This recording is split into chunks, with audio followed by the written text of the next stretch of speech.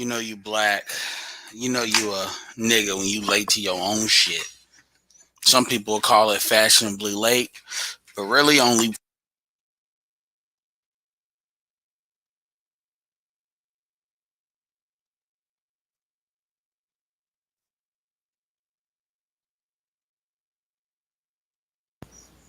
Hello? Yeah, you know you a nigga when you late to your own shit. You know, women are allowed to be fashionably late. Men, you just ain't shit when you late to your own shit. What's up, everybody? This is Edward back with another video. I am your host, Edward Anderson, as I said just 2 seconds ago. And this is going to be an interesting episode. Shout out to Theo. I know Theo told me to go online. You know, as usual, another thing that niggas do is they wait till the last minute to do something. And I was going to go online, but actually shout out to Smurgo. Smurgo has blessed us with he has blessed us with an interesting event. So basically, things just work out sometimes.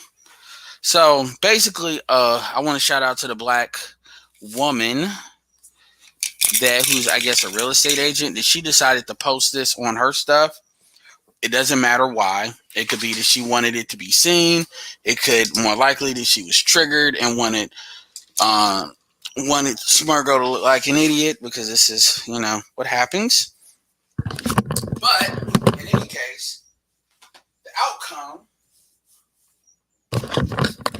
is very good. And since the Kevin Samuels fan group were some hoes for getting rid of it in the first place, I'd like to extend a thank you to his sister for posting it. Because although it didn't produce as many comments, it still produced quite a few. And it produced over 4,000 shares. So what we're going to do is we get to see what people think on different channels. So it probably did. Smurgo set Facebook on fire. So first things first, shout out to Sheed. Shout out to Dre. Shout out to Black Kuru and BGS. I'm looking for dudes that got kids. I'm looking for dudes that got control of their kids. Smurgo, if he definitely wants to come on, because this is his post.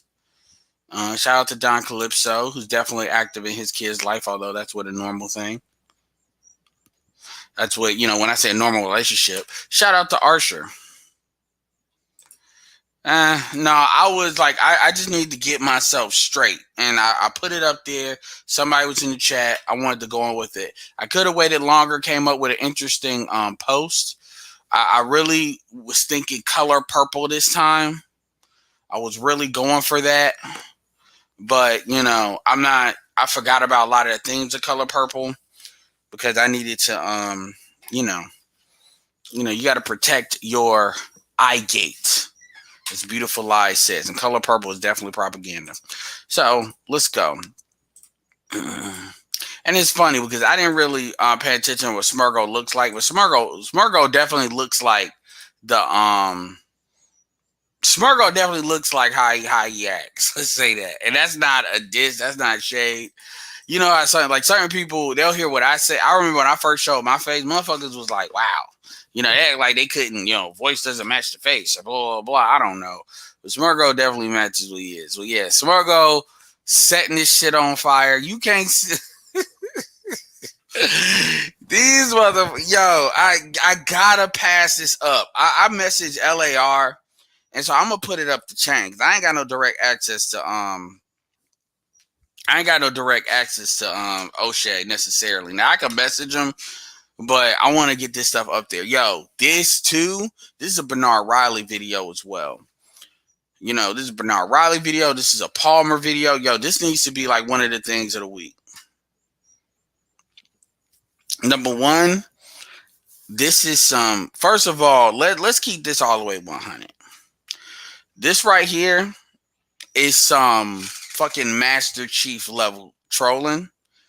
Smurgo really wasn't trolling. He put the post up there as he always does, you know, drawing a strong line. And Ramil does that. But if you gonna do some shit, this is how you do it. it's just, yeah, Smurgo looks like a Sholin Poogie. The crazy thing about this is Smurgo don't got kids. So the reason why, and I love he put his picture on. I love that she put the picture because what it said, this is just social media is the greatest social experiment. It is the greatest social survey. People are very comfortable letting how they really feel come out. You know, Facebook, these motherfuckers are really comfortable coming out the way they want to be. And this shit again, this is exhibit A of the gynocracy. And I got to tell you, this is not something I would have thought to do because I don't got kids. So I got to give Smurgle all the credit in the world. You notice how I keep saying his name because I want to make sure this is his shit. Yeah. But and like I said, the women I expect, the women don't surprise me. Yo, where the fuck is Fantastic on this too? It is this will be, come on, this is kind of developing. This will come up next week. I'm gonna try to see if I can get it up to me. Yes, I do need to send it to TLA. But TLA has already kind of seen it and heard it. So I'm interested. See, the problem is with that first post being deleted.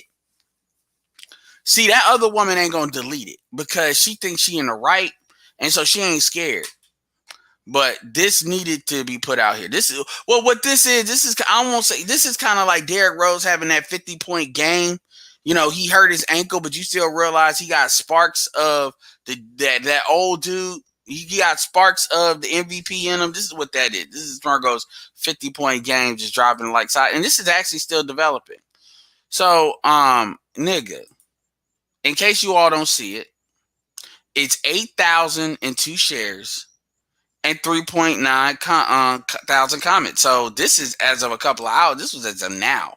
So what I said was that when I actually chilled out a little bit and it got up later than I wanted to. Yo, this is just the beginning. Basically, what is this video designed to do? This video is obviously designed for me to have a little fun with you all. I'm gonna bring some of you all up, but this video is also designed to put the battering ram, put the APB out for the rest of the folks in the manosphere to jump on this. I think this is enough for everybody to get a piece of, and this is gonna be fun. This is gonna be fun. I haven't seen none of these fucking comments. I saw just a couple just so I know. Okay, this is the same shit. And this is on field. I love it because this is exhibit A. This is the fucking gynocracy right here. And this is gonna be a deep dive. And it's gonna be good to go through these comments. So anyway, let's set the table real quick. I would love David Carroll to take a stab at this too. Because this goes into what David Carroll was talking about too. Yeah, it will get to him organically, but I don't care. I want him to see this now because I want him to see it now. So anyway, because this started in the Kevin Samuels group, ironically. This started in the Kevin Samuels group, and that's going to be lost on that because nobody's going to really remember that, but whatever. So let's set the table, yo. First things first, what do you hear when people politically in the mainstream media and even on the YouTube streets, when people talk about what the state of the black community is, what is the number one reason why people say people are fucked up in the black community? And by the way, shout out to the Discord. This is where he communicated this with me in the Discord. So this is one of probably the first real products of the Discord. So shout out to the Discord. No, I'm not in the Discord all the time because I expect people like Ease, Don Calypso, Smurgo, Black Excellence is in there to do what needs to be done. I have a lot of stuff that pulls on my time. I'm always checking in there. I do spurts of comments and stuff like that. But this is the beautiful thing. This probably wouldn't necessarily happen if it wasn't a Discord because there's certain messages that I'm paying attention to on my other Facebook profiles. It's not necessarily y'all sending me shit. So this is a perfect example of the power of the Discord. So if you all want to send me something, y'all want me to petition me to do a video on something, the Discord is great. So make sure you check out the Discord. I will link it later on. I'll probably share in the community tab. So anyway, what is the number one thing you all often hear when it comes to the black community, why the black community is fucked up? What is the number one? Y'all put it in. Yep. Prince Johnny. Who else? Put it in the chat. Black men. Yep. CR. Basically, if they want to be nice about it, they'll say the father's not in the home. They won't say why. They'll leave a ... but they'll say the father's not in the home. If you force them to say why, you know, they'll say, they'll say the father's not home. And then they'll say, because if they want to be mean about it, blame black men. They never blame black women, so it always depends on the severity that they want to go to. Did the black man abandon the kids? Is the black man, usually the argument is black men are having too many kids. And you see this manifest in recently Nick Cannon.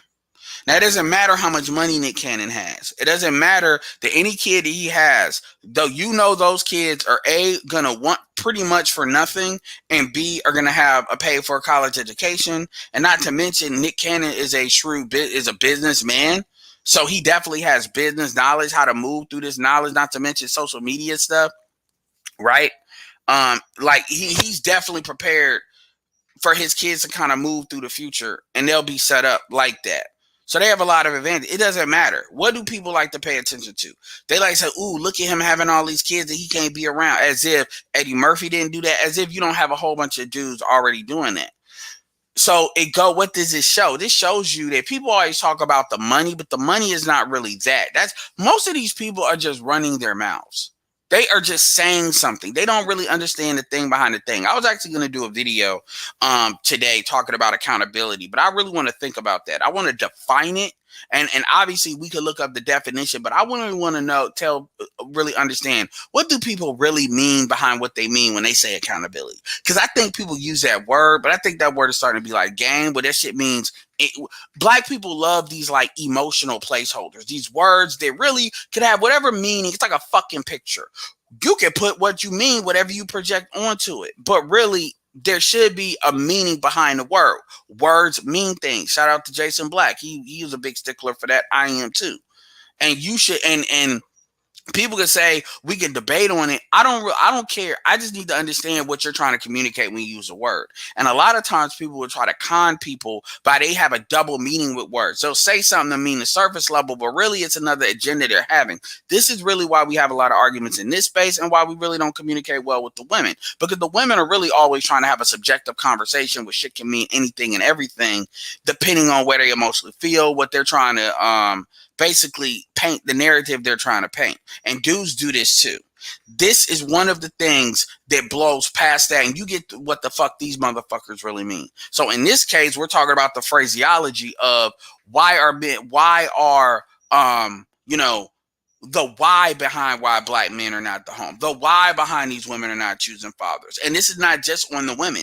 This is on black people and black men too. Because you saw in that first sample preview all the craziness. By the way, just to digress, I did see Mortal Kombat Battles of the Realm. I liked it a lot.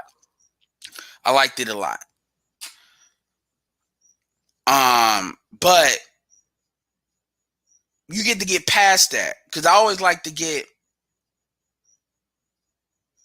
the thing behind the thing. Okay, so I have multiple people telling me they don't know what the fuck I'm talking about. Okay. For those of you all that didn't see my last video, what the fuck is wrong with you? Number one, I understand my videos are long, but you see all of them. Just saying. If you're having trouble seeing all my videos, I will start to shorten them up. That's coming. I'm gonna start doing more uploads. And then the other thing too is make sure you listen to me at 1.5 playback speed. If you go to 2, I talk too fast for 2, but 1.5 should be good. You can get through it a lot better. But anyway, for those of you all that don't know what's going on, and thank you for putting that out so I can say everybody. Basically, Smirgo sent me a link in the Discord a couple of days ago. And basically, it was of a Kevin Samuels group. Now, I haven't been really on Facebook hard like that. I actually need to get back on Facebook, not because of the red pill stuff, because the other stuff I do is very fertile for that. So anyway, and basically, this was a Kevin Samuels group. I actually have screenshots of this group. I went over it. It's a Kevin Samuels fan group. This is not associated with Kevin Samuels. It's associated with Kevin Samuels only in the sense that it is a fan group. A group of everybody, I'm assuming, familiar with Kevin Samuels. In my opinion, this is a compromised group because there's too many bitches in this group. And not because they're women, not because they're women inherently, but the group has a very gynocentric aura of it. It's the same basic bullshit that's always being asked, the surface level stupid shit of women asking dumbass questions because they want attention. You know, right? And it is still more dudes in the group, but it's just whatever. And so the point is, Smurgo put a post up. Now this is actually the post. Let me read the post for those of y'all that don't know. Smurgo said this is the post he put in that Kevin Samuels fan group that you see. The only way I'd consider seriously dating a single mother is if she gives full custody of the children to her baby daddy. Let me read that again so you understand. The only way I'd consider seriously dating a single mother is if she gives full custody to the children to her baby daddy, relinquishes all her rights to her kids to the father, and I never actually have to see the kids at all at any point. Any interaction with the father after that regarding the kids can be done through the court if absolutely necessary, but I don't want to see nor hear about her kids. If she's not willing to do that to be with me, then she's not willing to do that to be with me, then she clearly cares more about the man's seed than being my wife. So she just needs to go back to him and go back to him and stop wasting everyone's time. That is the message Smurgo had. Now, obviously, I understand what as I said before, and I'm going to say it again, this is a great post because this is not a compromising post. Obviously, this is the type of way Smurgo thinks. You've heard him, but this post is probably textbook the type of post you want to make if you want to go viral. I'm not going to pretend like I know how to go viral. Obviously, my channel will be bigger if I know how to do that constantly. But if looking at it from the back seat, this post originally had on the Kevin Samuels thing, it was only out for like 2 days. It had 99 shares and 1,000 comments. And then Kevin Samuels fan page, again, this is not Kevin Samuels, this is a group. It's like 7 groups now with Kevin Samuels. This particular one actually had about 15,000 people, north of 15,000. They deleted the post like some hoes. They literally deleted the post as I was going down the comment section. So I want to thank this woman for basically posting it up because she felt whatever. It doesn't matter why she did it. The point is she did it. She actually did it on her this is her page. And so now, it was able to go viral again, and it was able to go exponentially more viral than the first one. Now, what I want y'all to understand is the emotional intensity to this. And I also want you to pay attention, not to what the black women say, because it's not that I expect bullshit from black women, but something like this, I expect black women to be emotional about. What I want you to pay attention to is really how the men react. Now, the thing why this is important is originally these are men that listen to Kevin Samuels. These are men that are in his group. You're not going to really be in a Kevin Samuels group if you don't like Kevin Samuels, unless you're just that triggered, if you're a dude.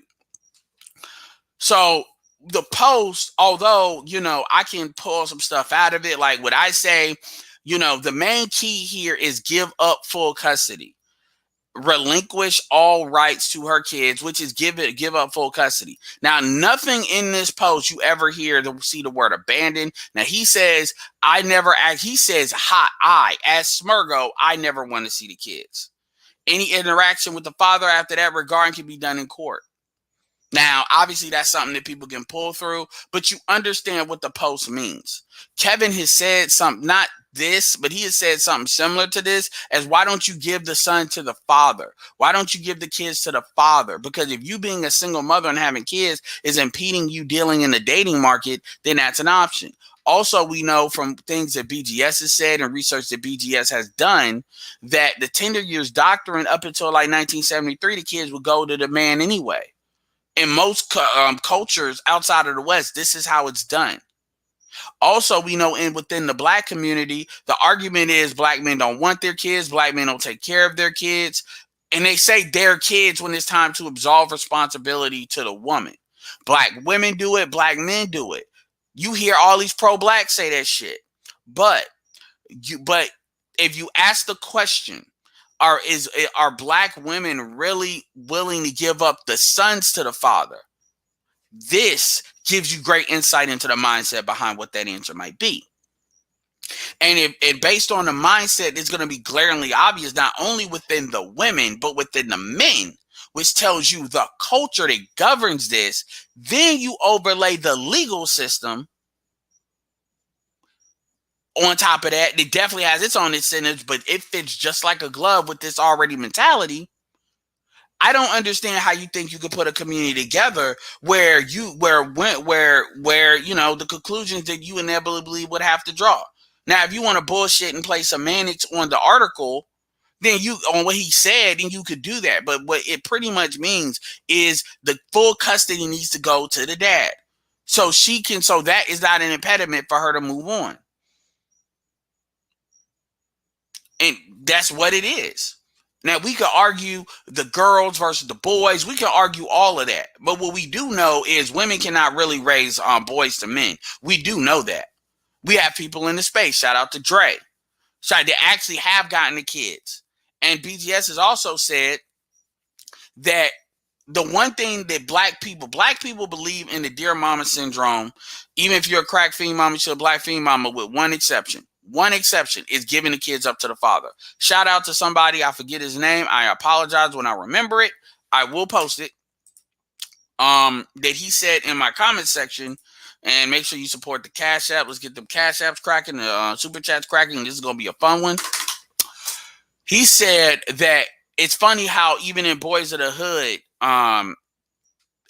Lawrence Fishburne's, I think it's Angela Bassett's character, gave Cuba Gooding Jr.'s character to his father, which is Lawrence Fishburne's character. That was an act that she did. She did that. And was probably the single most significant thing she did in that movie. But see, you let black people tell it, no matter what horrible conditions you subject your child to. I'm going to keep it real with you. I'm going to make a very strong statement here. I believe that black women believe it's better to kill a child than it is to give them up to the dad. I believe most black women in the ADOS black women believe that. I actually believe, and if you don't believe me, if you think I'm full of shit, and I say black men too, if you think I'm full of shit, ask black people what they think about abortion. Ask black men what they think about abortion. Ask black women what they think about abortion. Then ask them what they think about a woman giving up the son. Let's just talk about the son up to the father, to the man they chose to let nut in her and chose to have their kid, and see which one they say is worse. Also, before we get started, I always say, this is an Edward Anderson-ism. This is an Edward Anderson question. Do you choose the father for your children? In my opinion, if you are not willing to give custody of a son to a father, you are by definition, there's two things. Either something's wrong with you and you're matriarchal as fuck, which means you do not deserve to be a wife. And quite frankly, I don't think you deserve to be a mother. Yes, I said that. You do not deserve to be a wife. And quite frankly, you're not mentally fit to be a mother. Boom. Or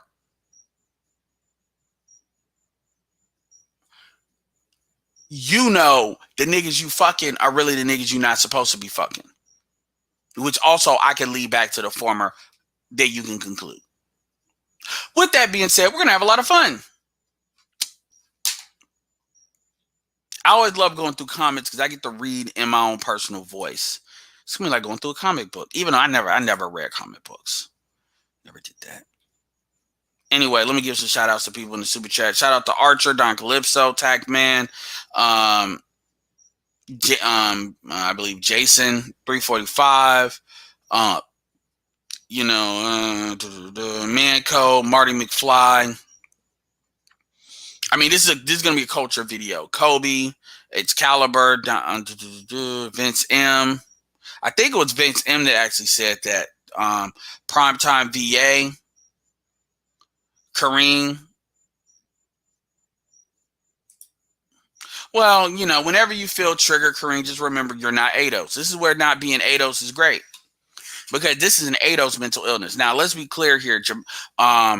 Caribbean women are known for being matriarchal as well, but Caribbean women are not as matriarchal as black women, because they don't have the same kind of freedom. AKA, I could just dial 911 to get a white man at will. Caribbean women got to deal with their men at the end of the day, so that tampers that. But just when in doubt, just remind yourself you're not ADOS. And so this doesn't really apply to you, at least from what I'm talking to necessarily. Shout out to Pharaoh, Black Excellence, Josh Johnson, Prince Johnny. Make sure you share this video. Diaspora EL, Hayoka, De La Familia, Christopher Williams, Mick Drama Bear, Excalibur, Spirit of Justice, CR Frank, Bio Kang, Dusty Shackelford, Dollar Washer, Rebel Zoe.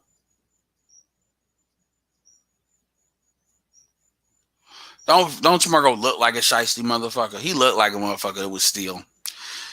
Yeah, I prejudge. I prejudge like a motherfucker. Rebel Zoe, 1804. Robert Hicks, Daronimer, Charlie Ross. No, I mean, the closest thing I did to read a comic book was in the Barnes and Noble, and I gave a fuck more about the pictures. Like the reason I even know a lot, as much as I do know about comic books, is I was more of a cartoon guy. I watched the cartoons. And then when the stuff came up, shout out to Rob from Comics Explain or Marvel Explain. I went deep into that. When I was but I was never into that. I actually played sports more. Smurgle got everything. He's in the hole. No, I mean I ain't said nothing. That's really. I mean the whole whole shout out to. Every time you say the hole, the rabbit hole, you got to say you're contractually obligated to say David Carroll. By the way, I'm waiting for David Carroll's rabbit hole production. Don Calypso, where is that at? You're supposed to put it in the. You have one job, and that's to put that every week in the Discord. Yeah, but no, ain't nothing wrong with reading comics books. I just didn't do it. He said, Dollar, I said, what did Smurgo do? Smurgo set Facebook on fire. Oh, that'd be a good picture. Hold on. You just inspired me. Dark Knight setting money pile on fire. That is going to be yes. Which one would be good? Yep, I got my thumbnail for this video. Appreciated the Dollar Washer. Appreciate it to Dollar Washer. I'm trying to let this get up.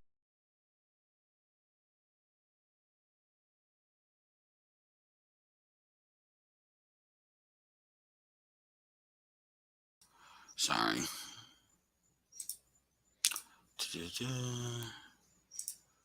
Add overlay.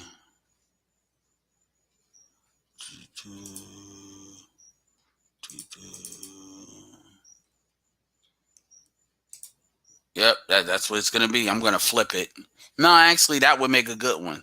I just gotta tint the brown and then put my words here and then let that sit the way it is. Yep, that's gonna be it. Don't that remind you, Smurgo? Don't that remind you, Smurgo? So appreciate that, Dollar Washing. Shout out to Sir Anthony. Shout out to the Ease. Nira, you need to put Smurgo on the head of the Joker. I should. I don't feel like doing all that shit though. I mean, I could. I don't feel like doing all that shit though.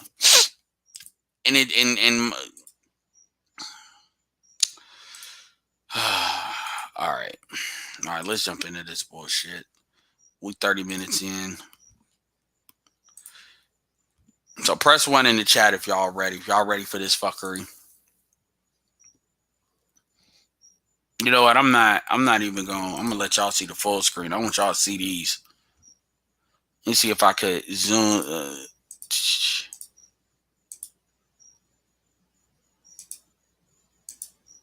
Yeah, because I want y'all to see this. I want y'all to see these comments. All right. So 33 point, this is going to get to 4,008. God damn. Let's fuck it. Let's go through the shares first. Let's go through the share. I'm curious. I want to go through a couple of these shares. Kimberly Chan. I mean, and the thing about it is black people do the fucking most. Damn, black people do the most. So let's do this. Fuck the women for a second, because this ain't about them. One thing I will say, the women have a chemical bond to their kids. So I get their outrage. I really do. It's still bullshit. Calm down, think. But I understand kind of that. It's the dudes I want to focus on, because when I say gynocracy, most of y'all really think I'm talking about just the women. Y'all don't really believe I'm really talking about the dudes. And the reason why I like this gives me the opportunity to highlight that. So we're just gonna focus on the dudes right now. I can always double back to the women. This is so much shit. I can't go through all this myself. Anyway, Michael, he can't be, and this look like a young dude. Memphis, Tennessee, the bastard baby maker capital of the world. It is one of them. Shout out to Jason Black for that bastard baby maker reference. Shout out to Platinum Elite. That's his area. Also, Martin Luther King did get shot and killed. Also, home of Elvis. These white people will be gentrifying that motherfucker soon. Once they're already pretty much done with Nashville. So niggas better pay attention, because all they gotta do is move to single mothers. They already know. They're not gonna give a fuck about the kids you had with 3 niggas. The 72 kids, 18 of y'all had with 3 niggas. Remember, that was in Memphis too. Anyway, shout out to Project Pat and all them. So he can't be that slow. Let's see what these guys have. Several seats. Nigga really said you got to give away your kids to be with me. They can't get past that. That's the thing. It's funny because they really, really cannot get past that shit. They really can't get past that. I'm looking for dudes. Bridge, Diane. This is a white person. That's fucked up. What a piece of shit. That's a white person. The real disproof. All men are not the same. And if you count it, this is a 10,000 post. If you count that everybody has a comment, if everybody has a comment, you subtract 2,000. So you say if at least 50% of these people left a comment when they did a quote unquote retweet, because that's really what that is on Facebook. I just want to see the dudes. Really, I expect the women to wild out, because I expect them not to think, especially on something like this. Earl, you won't be dating my baby mamas then, cause I ain't taking taking full custody of shit. He's trying to be funny, but for real.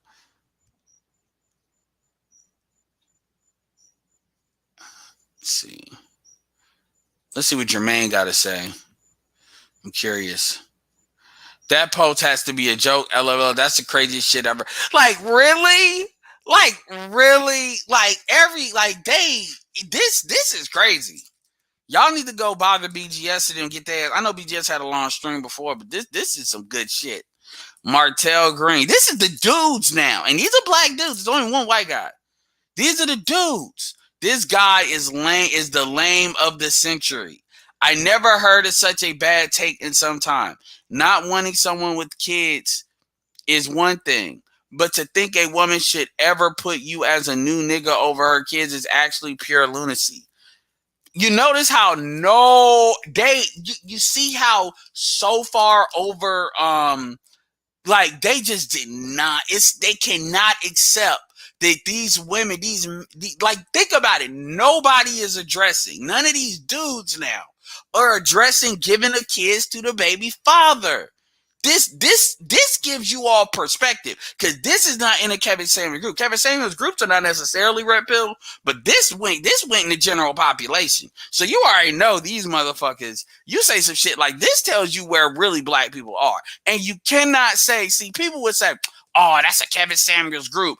That's an enclosed group." But no, this is in Facebook's general population, and we already know Facebook is not red pill.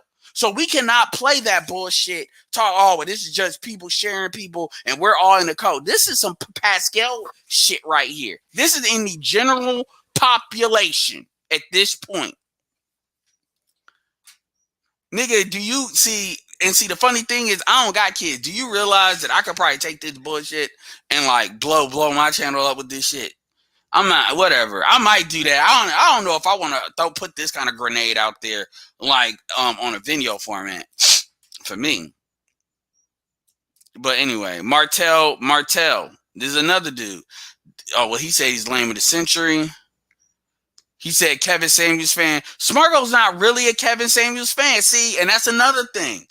See, that's funny. I just want to highlight Cherish. That's funny. because even though Kevin has basically said that some women, if they trying to get back in dating market, need to be willing to give up, especially the son, to the father. He has said that, like, give father full custody. He's asked that question, and these women don't blow the fuck up when he asks it. They basically say like he's not around or whatever, and it comes back to like their pussy choices. But you know, she said Kevin Samuels fan. What she doesn't know is in this group, all the dudes were wilding the fuck out. So you got to remember, these people can't necessarily see everything that everybody's posting. You can, but you ain't gonna naturally click on it like that. It's not that type of thread. So, but what she doesn't know is everybody. It was only like everybody was wilding out in that post. So whatever. But she doesn't know that. And then Cherry said, and then Martell said, that's some shit I don't even think he was co-sign. I can't say for the girl, but I'll definitely say if the man is able and willing, he would co-sign that for the son, because I've heard him say it. And also, now maybe like exactly what Smirgo said, no, but giving the father full custody, yeah, he wouldn't consider that abandoning the child. And another thing too is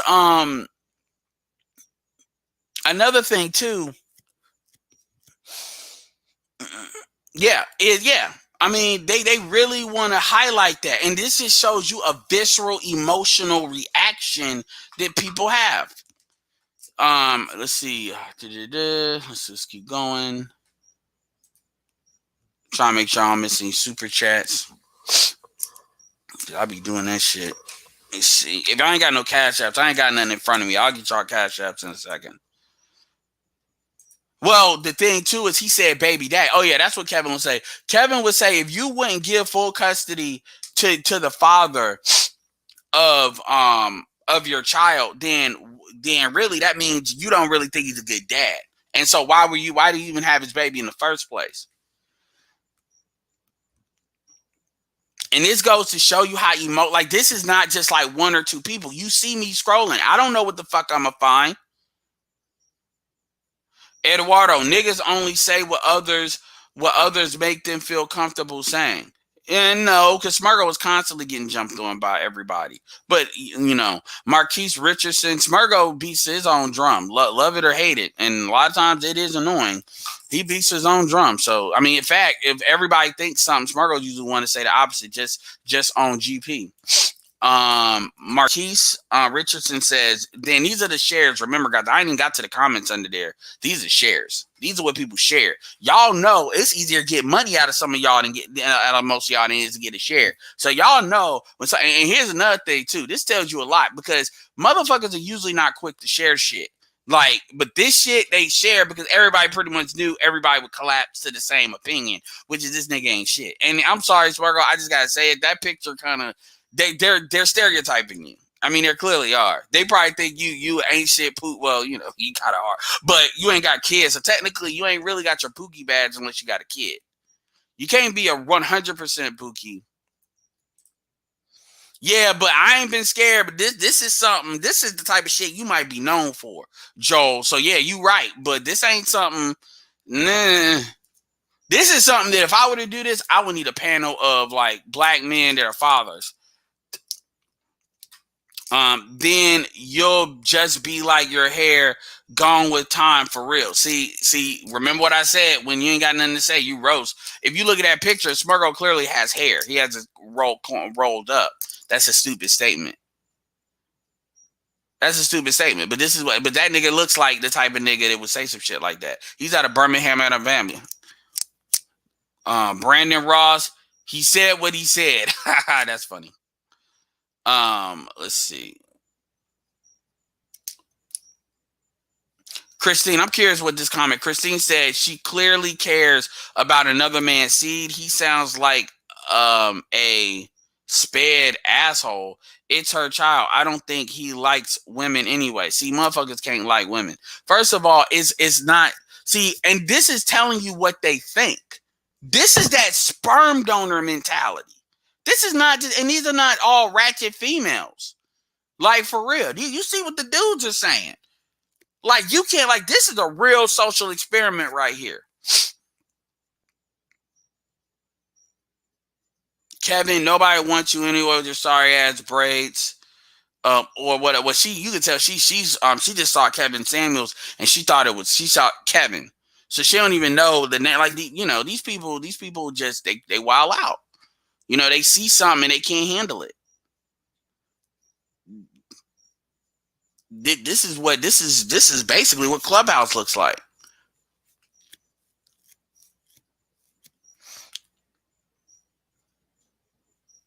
You got his white chick talk. She relinquishes his braids.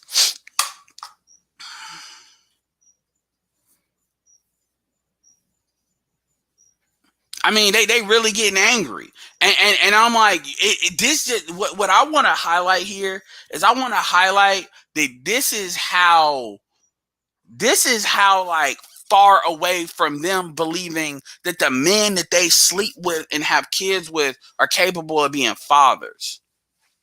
Because a lot of these kids are in like horrendous positions. And it's like, yo, honestly, a lot of y'all need y'all kids taken away anyway. Because y'all, especially today, because a lot of y'all got y'all kids in completely fucked up situations. And then the niggas that y'all got are not better for it. And this goes to show you the slumming that this talked about. Shout out to BGS's live stream the other day.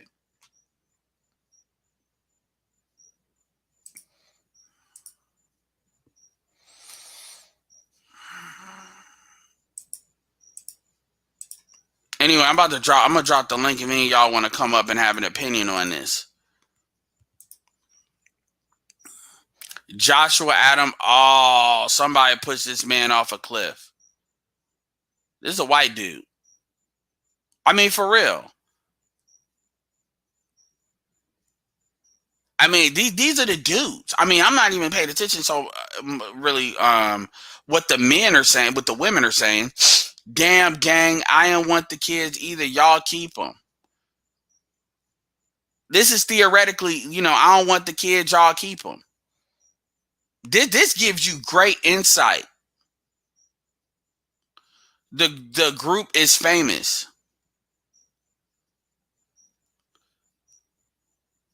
That Kevin Samuels group is actually bigger.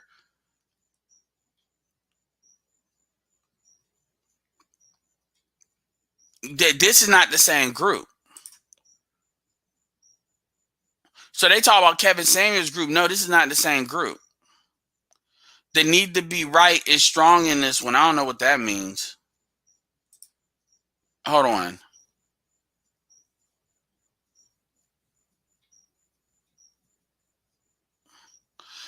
He's saying that's his choice. He just should say kids are a deal breaker. No woman would do all that to be. But the thing is, these women, like, okay, you can say Smurgo's not a high value man, but the reality is, don't get mad if dudes, because dudes are gonna still fuck you. Don't get mad if, and they're gonna roll that dice. Don't get mad if dudes don't take you seriously. Don't get mad. Like, because this is how y'all think. Y'all are talking about y'all kids are a package deal. Well, nigga, y'all can keep that shit.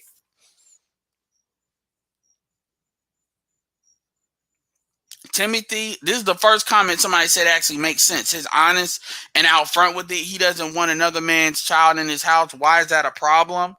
What if this the next step? And I know people that have done this too. That's why I know people are just wilding the fuck out with this. And what this also shows you is these women would get bullied and pressured by other women not to do this. What's up, Ed? What's up, Ed? Yeah, hold on, Kobe. What's up, chat? What's up? And so, what do you think about what I've shown so far? I mean, honestly, it's just what, like, again, as a non-ADOS, right, who's Nigerian, right, it's for a long time. First, before that, what do y'all think this concept about giving the kids to the father? Yeah, so I was about to get into that. Yeah, so from my perspective, right, just growing up, like, from my cultural background and everything like that, right, it's like that? I am Nigerian. Igbo is my ethnic group. Okay, that's all you're doing. Okay. Mm-hmm. Yeah, so like from my perspective, that's just like regular practice. Like in Western Africa, the children are the property of the father. Oh, so the mothers are not abandoning their kids. They're not getting, stoned in the street for doing this. Like, I'll give you an example, right? So, amongst my people, right, when they ask you where you're from where your father's from, automatically. So, to me, so to me, like, I've always realized that, as far as ADOS go, y'all don't believe that the kids belong to the dads, and then that just became law at this point in the United States. So that's why you see all those white guys saying the same shit. Like, maybe like for the last 100 years, American culture has been slowly conditioning men to not see themselves. Yeah, Dre, I definitely want you up on this motherfucker. Has been conditioning men to not see themselves as like owners of their own children. I mean, look at Father's Day, for example, right? It's a fucking joke. So all these dudes are just reacting to what's been conditioned over the last like 60 years. The women don't see you as being as kids belonging to you, and neither do you. But the crazy part is that for the black guys, these will be the same dudes talking about patriarchy and leading and all sorts of bullshit. How are you going to talk about patriarchy, but the kids don't belong to you? You don't believe that shit. Yeah, and that's what's interesting, because if you have a conversation about patriarchy to these guys, and here's the thing, and the concept really, I'm not saying every man should get the kids. What I'm saying is, if a man wants them, he should be able to get them. Like when you look at dudes like Bernard and Bishop Paul, all the shit they got to go through in order to get these kids. Because I'm like, if y'all feel that way about it, then y'all need to stop running to the motherfucking state. Because real fucking talk, y'all get to pick who y'all fucking. It ain't like y'all are just getting assigned a dude. Y'all are fucking, and y'all are actually choosing to have these kids. It's not even like you just fucking. You're choosing to have these kids, and it ain't like y'all don't use abortion already. Yeah. So to me, when I was reading these comments, I was like, y'all niggas sound crazy.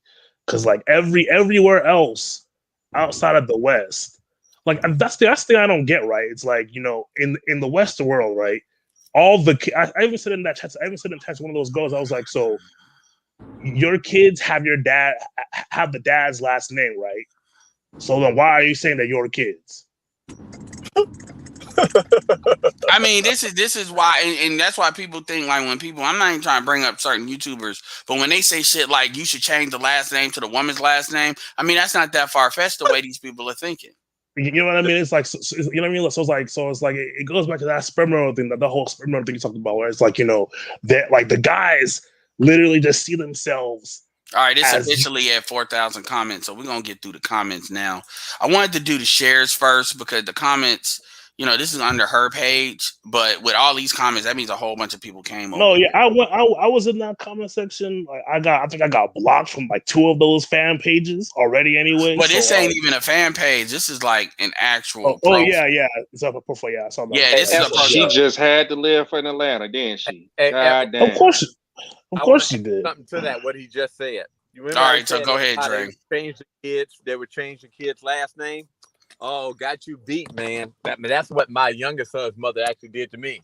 And to go to show you what time I was staying, to go to show you how the law is set up, it's actually you can change the child's name just by filing something in the newspaper. Now she didn't realize we was together, so I was staying with her. I always at her house. She sent it to another address. On top of that, the bitch used my car to take my son down there to change his name.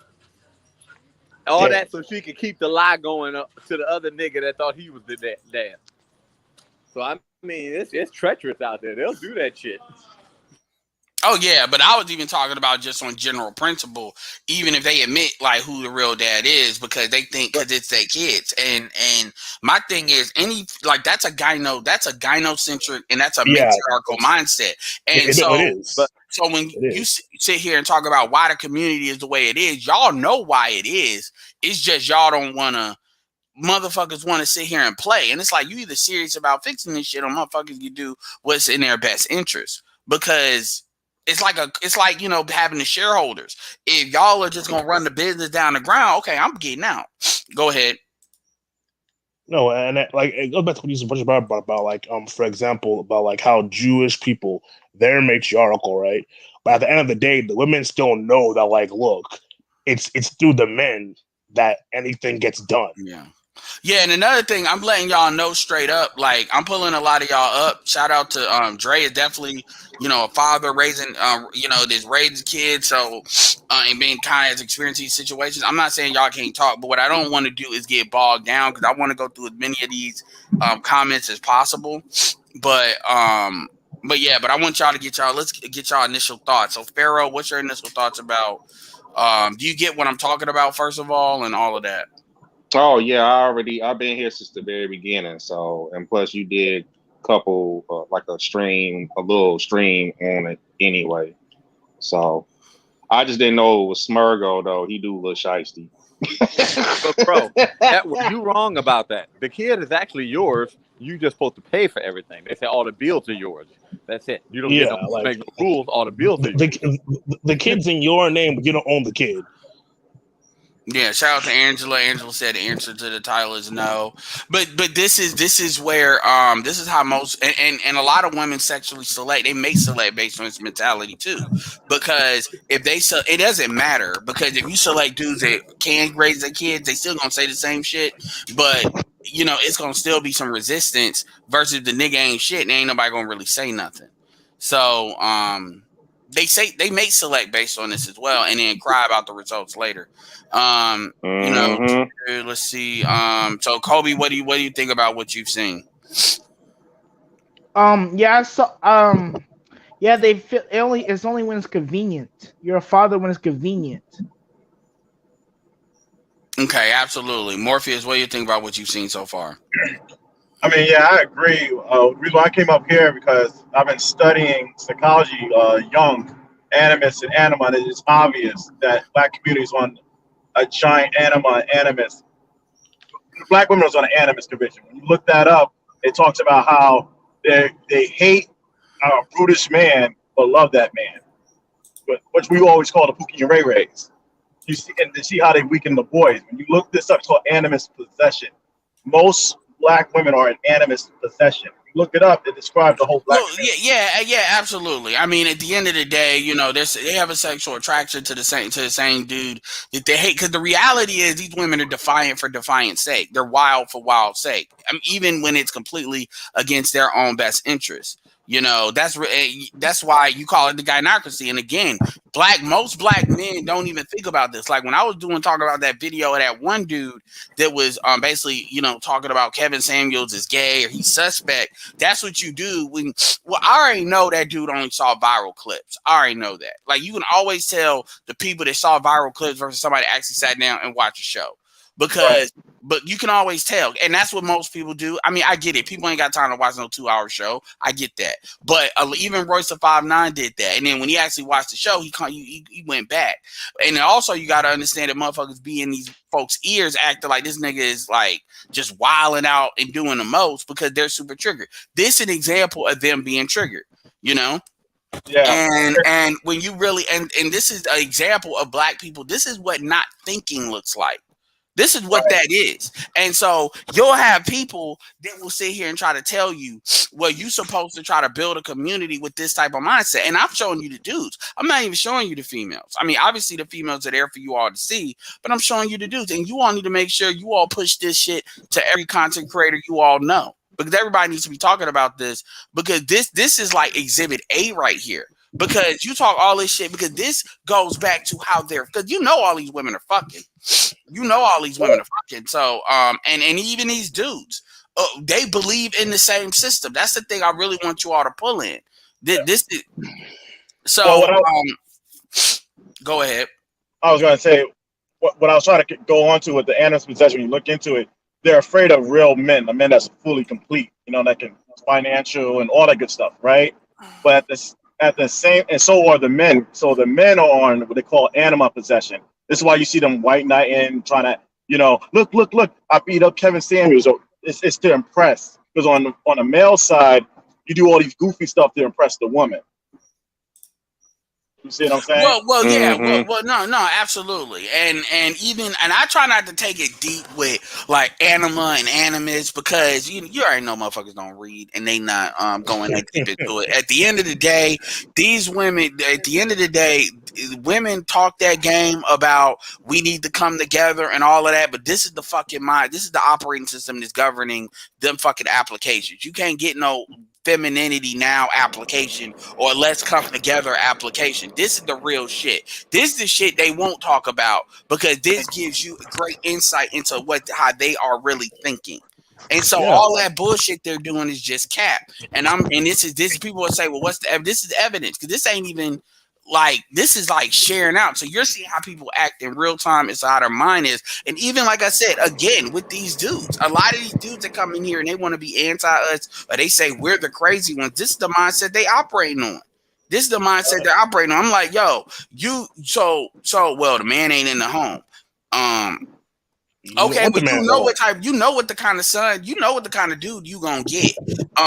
Male, you gonna get with the dude not in the home. So you saying that you don't even want the kid because this doesn't even have to be like as soon as they have the baby. This could be that these kids are 10 years old and then now it's time to give them up. So you really saying that the woman? So then don't bitch about the fact that people don't want to deal with you. They want to deal with you as a single mother and not a serious relationship. Don't cry about that because that's something you're saying that you want to do. Anyway, let's go through it just hit 100 comments. So this has already gone through 200 comments since the start of this video. So I'm not even gonna go into the goofy shit. Y'all black men starting to become undesirable. Like this is cap. This is cap because women will say this shit and it's like, okay, the women kill me with saying they have this anger towards black men, but at the end of the day, still sleeping with their ass. Yeah, it's like you're sleeping with the dude you don't like. This is why I tell y'all to tell these motherfuckers. Y'all just need to date out. Y'all need to date out. There's a meme on. Oh. Yeah, I saw that. I saw what you shared. Yeah, well, yeah, some women are gonna say that, but that's not the majority of what these women are running with. No, it's like Angela said that, but yeah. The majority of women. The post I put in the private chat at work? Hold on. What? Yeah, go ahead. One at a time. The majority of women born like past like 1960 are misandrous culturally. Like it's cultural misandry at this point. It's everywhere. It's on TV. It's in books. It's on radio. Well, it's everywhere. I like to keep it simple. I like to say, look, if it's your kid, don't say a man needs to take care of his responsibilities when you saying it's your kid. Don't do that. Cut that bullshit. Because at the end of the day, you the one that's choosing to have the kid, and clearly you got the mentality like the motherfucking Jordan. Anyway, so we need to start being honest about these things and stop bullshitting. Honestly, I just be trolling their ass. I be like, oh, I guess the non-black men they ain't dropping that dick on y'all. Is that why y'all keep fucking on us? I mean, well, something, but black men need to know that they got a bigger leverage position if they want to than they think. But the problem is you got a lot of niggas that operate on guilt. This is why dudes are think about it. One of the things I think is very common with these dudes is none of these dudes are really thinking like if this was my kid or my son, would I want him? They're thinking from an outside perspective. They're not thinking internally like their own situation. And they're also saying what so a lot of these niggas are on some fake outrage because I would love to talk to a dude that actually thinks this. I would love to talk to him. And I'm not saying to debate him. I'm just saying to get the mindset of why do you like, so if this is your son, you're really saying that son is better with your mom than with you. Is that what you're basically saying? What they're not realizing, I had a conversation with a dude on this thread about this, is they're not realizing that essentially these women are saying that they are not, if you have a child with her, she is not comfortable with giving you that child. Exactly. I tried pointing that out, like, why are you guys having have this reaction with the father actually being a father? Because essentially that's what they're angry about. Hold on, I'm gonna drop a couple of y'all. So give me a second. Like Kobe, Morpheus, give me a second. Archer, you can stay up. I'll let everybody else stay up because it's getting to be a lot of people. Angela's up. I'm not dropping y'all because Angela's up, but it's a whole bunch of people. It's certain people I definitely want on here for this. I want the cultural element to ease. Shout out to Pharaoh. Pharaoh hasn't been up in a minute. Dre has experience with this type of thing. Angela's a woman. And then Archer, you have experience with this type of thing too. I'll bring some of y'all back up, but I want to keep the thing flowing. So So Angela, real quick, I'm curious to what you think about all this. You've seen the post. What are your thoughts? Huh? What are your thoughts about what you've seen, what I've said, what the post is? Can you hear me? Yep. Oh, it started buffering for some reason. I didn't hear the question that you asked. Sorry. What do you think about the video so far? Like the post, my commentary. What are your general thoughts? Oh, I'm kind of shocked by some of the men's reply. It's kind of like they're like the females. They don't get it. To me, a man giving custody. A woman giving custody to the man. That's not her abandoning her child to me, because that's not the definition of abandoning. Abandoning children is when you just go. So you don't help with co-parenting. You don't help with nothing financially. You're pretty much not there at all. And I just think that by the way, that's rare, but that does happen where women ghost like that. But go ahead. Yep, hold on. I want her to finish her thought, and then Dre, you got it. I feel like the women are probably saying that because in women's mind they had this thing where it's my baby, not his, mine, and it's like it's not just your child, it's both. So, and probably in their crazy minds, they think if they did give the child, the man full custody, she's thinking maybe the child's thinking, mommy abandoned me, because women do have it in their head that the child belongs to them, not realizing the child belongs to both parents. It's like the weirdest thing. And then probably because they know that it's benefits them anyway if they did have full custody. So you might have like two different categories of black women who are saying this. And the men, I'm not really sure why they're saying this. Yeah. Do you think it's more effective for me to focus on it? Because we kind of can expect the women to say this for a lot of reasons. Like part of it is chemical, but you think it's more effective? That's why you got these many comments to focus on the men. Because we know what the women are going to say. I'm just surprised by some of the men. Maybe they were raised by single moms, or I honestly can't tell you. I don't even think all of them, because we're going through so many. But this is the culture. This is the culture. Yeah. And what I wanted to highlight is stuff like this. Is when I say gynocracy, that's not what I'm saying. Men versus women. I'm talking about an algorithm. It's like the Matrix. You're in it. Both men and women. That's not gender. You know what I'm saying? There's men that buy into this. So shout out to Nobody for the $5. That's funny, for the $5 super chat, and shout out to CR Frank. Make sure I use your governments for the $5 or cash apps, both of them. So much appreciated. What you got to say? Yeah, they be getting mad when I use their governments, and I understand that people want privacy. Go ahead, Dre. All right, man. I'm gonna go ahead and just hurt you. Man, these motherfuckers don't about these damn people. The only reason why about the child like that is because they miss the government benefits and the subsidies that they get. They don't care about the children, and I'll give you total proof. Because why are the children's grades in the toilet and they don't care? Like, you want to prove out? Yep. You want to prove a woman. Next time you're a woman out here talking shit, just thought, oh, you got a son, you'll probably get bad grades. Oh, no, my son is straight A student. Oh, for real? Yeah, bitch, you didn't pull up the grades right now on your damn phone. Because all the schools now, your grades online. Now, shut the fuck up. Because they can't do that because you don't even know the code, let alone the shit to pull up, because you don't care about your child's grades. And that's what I see all the time. The only time they need the damn government benefits and the subsidies, the discount on this and that and the other, and all the benefits that go along with being the primary custody of the child. Now, if you told them, well, fine, but this is what we're going to do. From now on, the women get the subsidies no matter what, even if the child ain't living with them. Watch how many, especially the children, will be given over to the dad. Like, I get benefits just because. Oh, hell yeah, you can have them. And that's why I wanted you to come up here, Dre, because a lot of this shit is emotional fucking cap. It really is. Just give an example. I told you, even my youngest son's mother, we stand with me. First time I heard from this bitch again was when they passed the stimulus, and think about it. Yep, those child credits. I remember that. Yeah, the child credits. I mean, what's so bad is she's still getting the credits and shit now, because technically it went all the way up to 18. She got all his shit up to the end. Now, to go to show you, to sit up here and say that, oh, Negro, it ain't about that. But the only time I hear from you, well, where's Calvin? Motherfucker, you should have got the paperwork already. You a damn registered nurse in Ohio. It ain't like you can't hide. You got a license. I said. And I'm glad Kareen came up here. Let me see. Give me 1 second, Pharaoh. And Ease, give me 1 second, because I wanna keep Archer up here. Because Archer got kids, so everybody either got kids or is a female or it's me. By the way, shout out Rodney Davis says it's his preference though. Personally, I think what he's asking for is a little tacky when he could simply just date the men he likes or the women he likes without kids.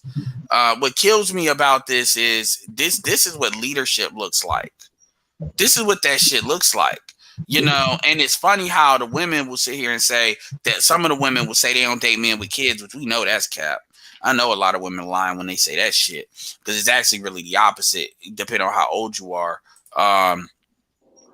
So anyway, this is good. I mean, I got a link. Oh yeah, by the way, let me not be an asshole. Let me link this in the description so you all can go check this out on your own and get these links and get them spread out, because I want everybody to talk about this in the manosphere.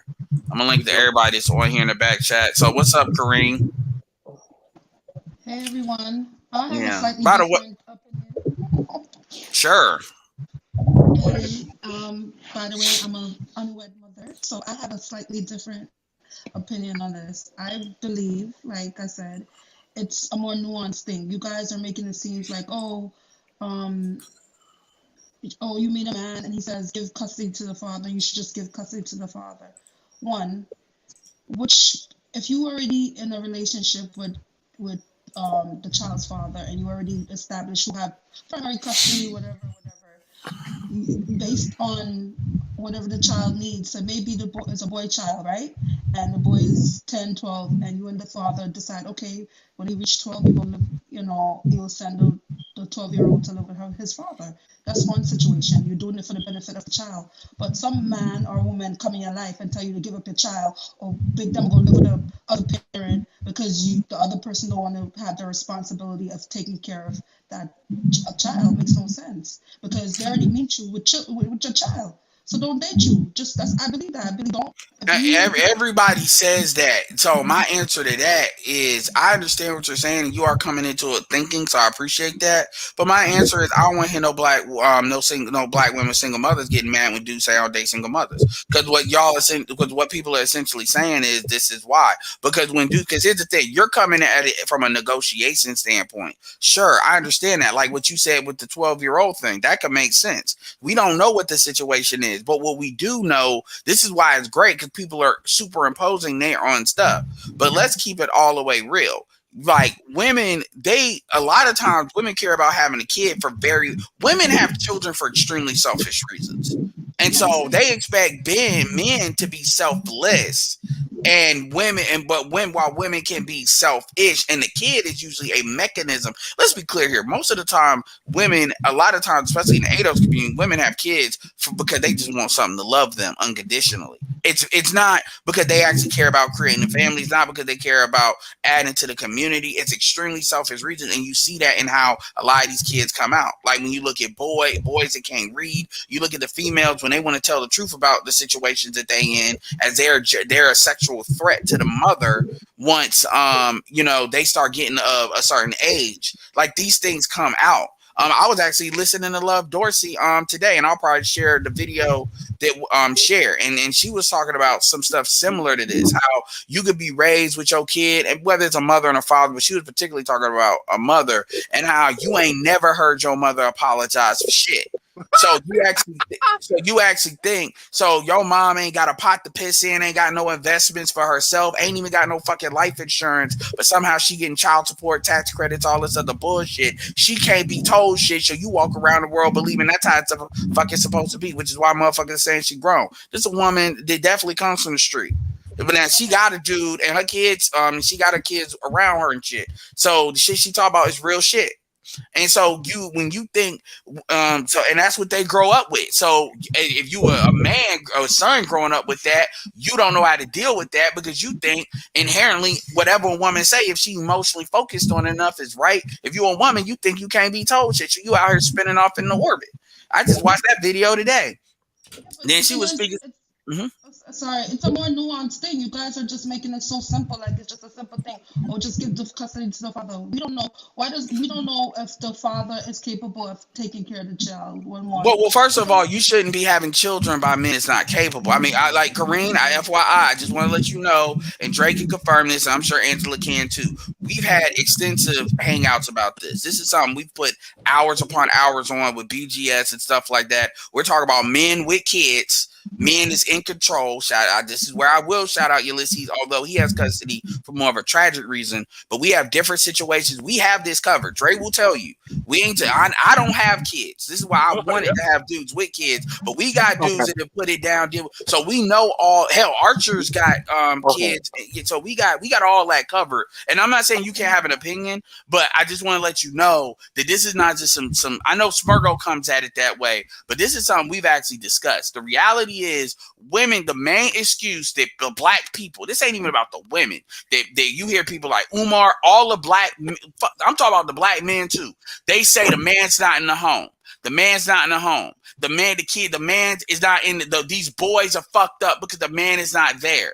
So the question, even if you talk about not fully giving up the kids, Bernard Riley and other dudes will tell you it's a fucking chore to get 50 custody. You're talking about that's a fight. I'll give you a perfect example. Yo. Hold on. Let her respond, and then I got you, Dre, and then I got Archer. I'm about to bury her. There's a nuance. When I said there's a nuance issue, I'm not taking you through. The issue was just when you meet somebody, they don't want you to marry you because you have a child, and you would give the child to the father. That was the issue. That's my issue. I'm saying that it's more complex than just give your child to a father. It's more complex than that. If you already have shared custody with the child's father, and some man is telling you give up your child to the father when you already established a ready routine, you just come and change it because some man is telling you. So let me ask you this. Like I want to ask you before I get them involved. Do you believe that men have a right to do you believe that? I mean, women have a right obviously to say no to that deal, but do you believe men have a right to demand that? They could demand whatever they want to demand, but do the women have a right to say hell no? Because absolutely, they do have a right to say hell no. So my thing is, if you're dealing with a market that is very set from a sexual market, we're talking about relationship wise, because dudes are fuck single mothers, dudes don't care. But when it comes to having a relationship where men are committing resources to that relationship, kind of like it used to be when black men basically would be stepfathers, and then the woman would have 1 or 2 kids with the new dude or something like that. Do you believe men have a right to set that the market has a right in general, not just one man, but to set those terms? I believe they have a right to do whatever they want to do. Okay, so the question is, and this isn't like, I'm not trying to have you, I mean, obviously you and Angela up here, so that's good, because I don't want this to be, this ain't about, I know it's not about you. I want to say it for people that may listen to the video. So why is it, do you all think, you and Angela think that women are constantly railing about, men should accept them with their kids? No, what I'm saying is, right, if you meet someone and you know they already have children, you already know them. You already see it. Like, why even say you want to marry someone with children if you know you don't want to marry someone with children? Well, most dudes don't. What they do is they just have sex with them and that's it. Okay, but the scenario was, we're talking about the scenario about the ones that want to marry the person and tell the person, the woman, to give up sole custody to the father, to the parent that is not living in the home. That's the issue. Well, the scenario that Smurgo said, Smurgo was talking about a market thing. Basically, Smurgo was, if I were to reread what he said, he's basically answering the question as to why black men don't bother dating single mothers. Because if you, or when I say dating, I mean seriously courting. There's a difference between dating and fucking, because if you really because what people want to say is, well, black men just don't date single mothers because they hate single mothers. No, there's problems that come with that, and all single mothers are not bad. Some of them are much better at managing these problems than others. Let me say that. But the thing about it is, if we're going to have a real conversation about what are conditions if people want to get married and stuff, because most black men are not playing a stepdaddy game anymore. There's still some of them, but it's a few. As people get older, what does that look like? And shout out to Roastmaster for the $5 Cash App. And one thing that Smurgo says, that is what that looks like. Now, granted, you can negotiate. See, you're coming at it with actually reasons. You're doing a lot more than any of these people in the comment section did. I mean, I can understand what you're talking. And by the way, I want to make it very clear. When we say give up the kid, we're talking about the kid living with the father. We're not talking about, signing, that's what we're talking about. And that's what people, they want to focus on abandoning the kid. Ain't nobody, we're talking about giving it to the dad. Motherfuckers know what that shit means. Smurgle took it too far. Smurgle said Smurgle said one thing in that comment that I know really what he said. triggered the women that took it too far for them. And they don't even realize why that triggered them. He said relinquish the rights. Right, you relinquish your right. That means that is what. That means exactly. You know why the women have that reaction to that is because they have this fear that if they do that, the men will have the power to do to them with the children what they have been doing to the men. And that's what the real issue comes down to. Number one is they don't believe first of all, they believe the child is theirs. And they have a problem with allowing. I don't believe you can put somebody on child. They relinquish the rights because see, both parties have to. If we're going to go that far, both parties have to accept that the rights is going to be released in that way. So that's not exactly. That's more of a custody. I'm not talking about child support. So I'm talking about actual ability to withhold the child or actually have to say so over the child. Yeah, well, that's an irrational fear because men have never demonstrated that. I get what you're saying, Archer. I get what you're saying, and that's actually a point because we're at this point dealing with emotions. Men don't act that way. Men are not going to use the child as a weapon to the women, but the women are they understand what that right they have. They're projecting. They understand that. No, that's an excellent point. And I'm going to drop you real quick because I do want to swap out some other people, not be an a-hole and lead them in the... I hate when people leave me in the background forever. So I brought Pharaoh back up. I'm bringing Black Huru up. Let me see. And but the thing about it is, black people, shout out to Black Huru, the $5. Black people are not stupid, Like just like how Kareem is having an actual conversation about this, the emotional reaction that you consistently see. Like I said, I focused on the men because I will give you how the women feel because they're doing exactly that. When you deal with situations like kids, I understand that, which is why I'm not focusing on. I'm not sitting here saying, "Ooh, look at what these women do. Look at the pornography." I'm like, fuck that. Women have a chemical bond with their kids, so I understand enough to know that. So I'm not sitting there holding really women accountable to having this type of reaction, especially the way he worded it. But men are logical first, or they're supposed to be. And I'm not saying women can't be logical. When you're dealing with kids, I get it. But men don't have that same bond like that. And all these niggas ain't got kids. So when I look at how these dudes are responding, that's giving me, that's what I want to focus on because that as far as this video. But I'm gonna get you in, Black Huru.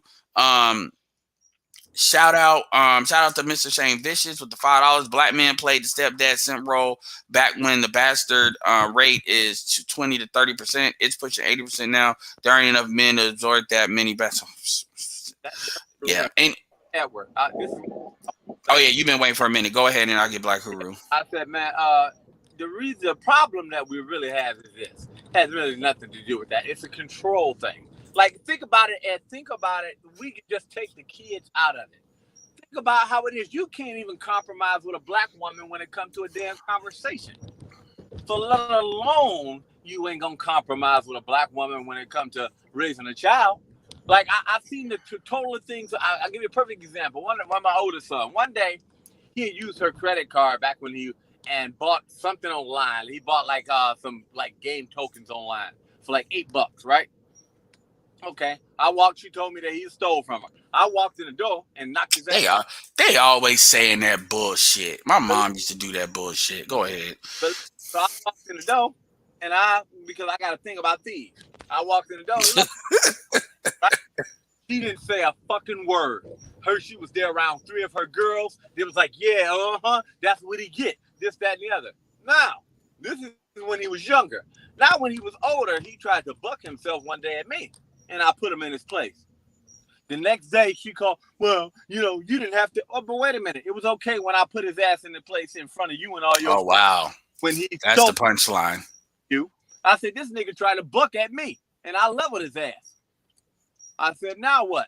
Oh, I said, well, you didn't have to do that to my son and all that. My son? Wait a minute. It was okay for me to level this nigga's ass when you wanted me to, but when he stepped out of line in front of me, it's a difference. Because basically what it all really goes down is when you have a child by a woman thinks that by law, she has the right to control you. And she uses the system to control you, or she's going to do whatever she has to make the life live in hell. That's why any man who has ever dated and say they got a baby mama, and you start to just say y'all break up and go in, you want to know when some baby mama trauma coming? All one of her friends got to do is see you out somewhere having a nice time. Even, like they saw you just happy. And then all of a sudden, within a week or so, your baby mama going to call you with some bullshit. Because they don't like to see you happy. It's like, if you ain't going to be with me or whatever, even though she could be in a relationship and be happy, I'm going to find a way to make your life a living hell. Go ahead. Yeah, absolutely. Shout out to Black Huru. So, I mean, you got a good insight on this. What do you think? Thanks for having me on the panel. Several things. One is, I would say it's been my observation that past the age, if everyone's social, mentally, emotionally, well-adjusted and productive people, fathers, I would say after the age of maybe 8, 9 or 10, fathers are better parents than mothers. What children need beyond that point, men can much more efficiently and effectively provide than women can. I mean, if we're talking about sons, you can pretty much multiply that by 5. But I would say even daughters are better off with their fathers after age 10. I was much more an effective parent for my daughters after when they entered their preteen years than their mothers were. Much more so. I could get things done with them both within our home and especially out in the world, just by virtue of how people responded to me as being their father versus being their mother. I think it also helped a great deal that me and their mother were married and people knew we were married. So we were viewed a certain way. As a husband and father, were viewed a certain way. My children mostly attended majority white schools. I held sway over those schools. I never had any problem with white teachers. EGS said the same white shit. Administrators, white women in particular would just fall. White teachers, white administrators, they would fall all over me.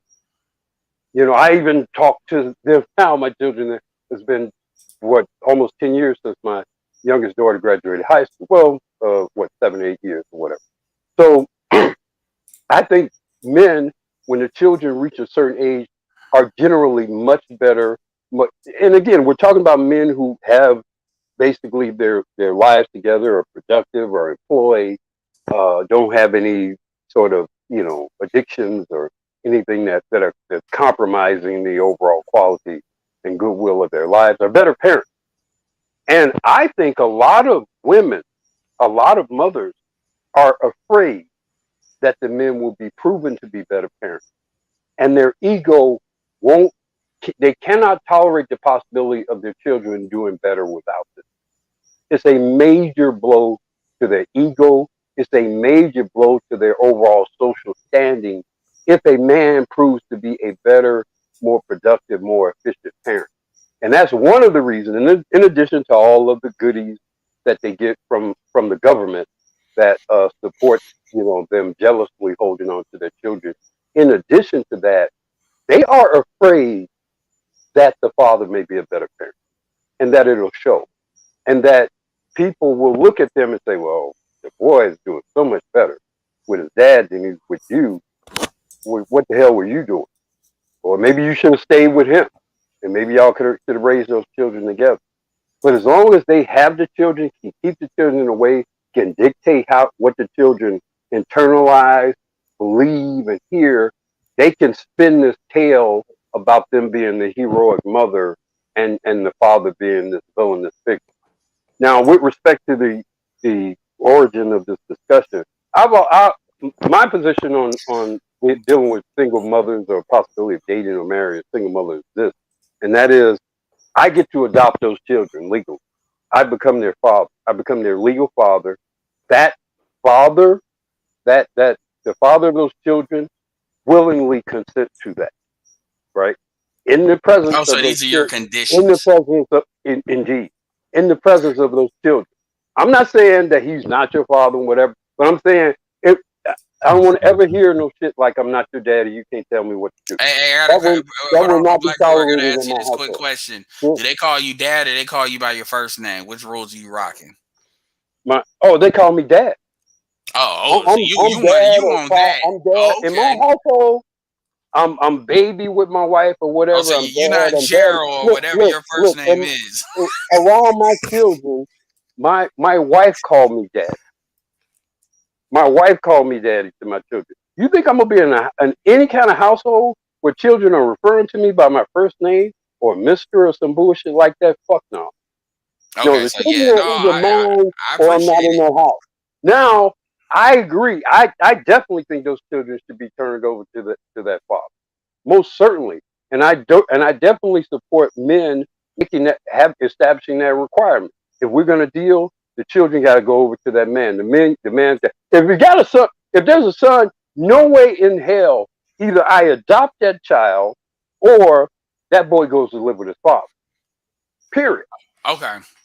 Absolutely. So we got a special guest on here. I just want to be sure because I got my link on that trigger because usually I'm not this lucky.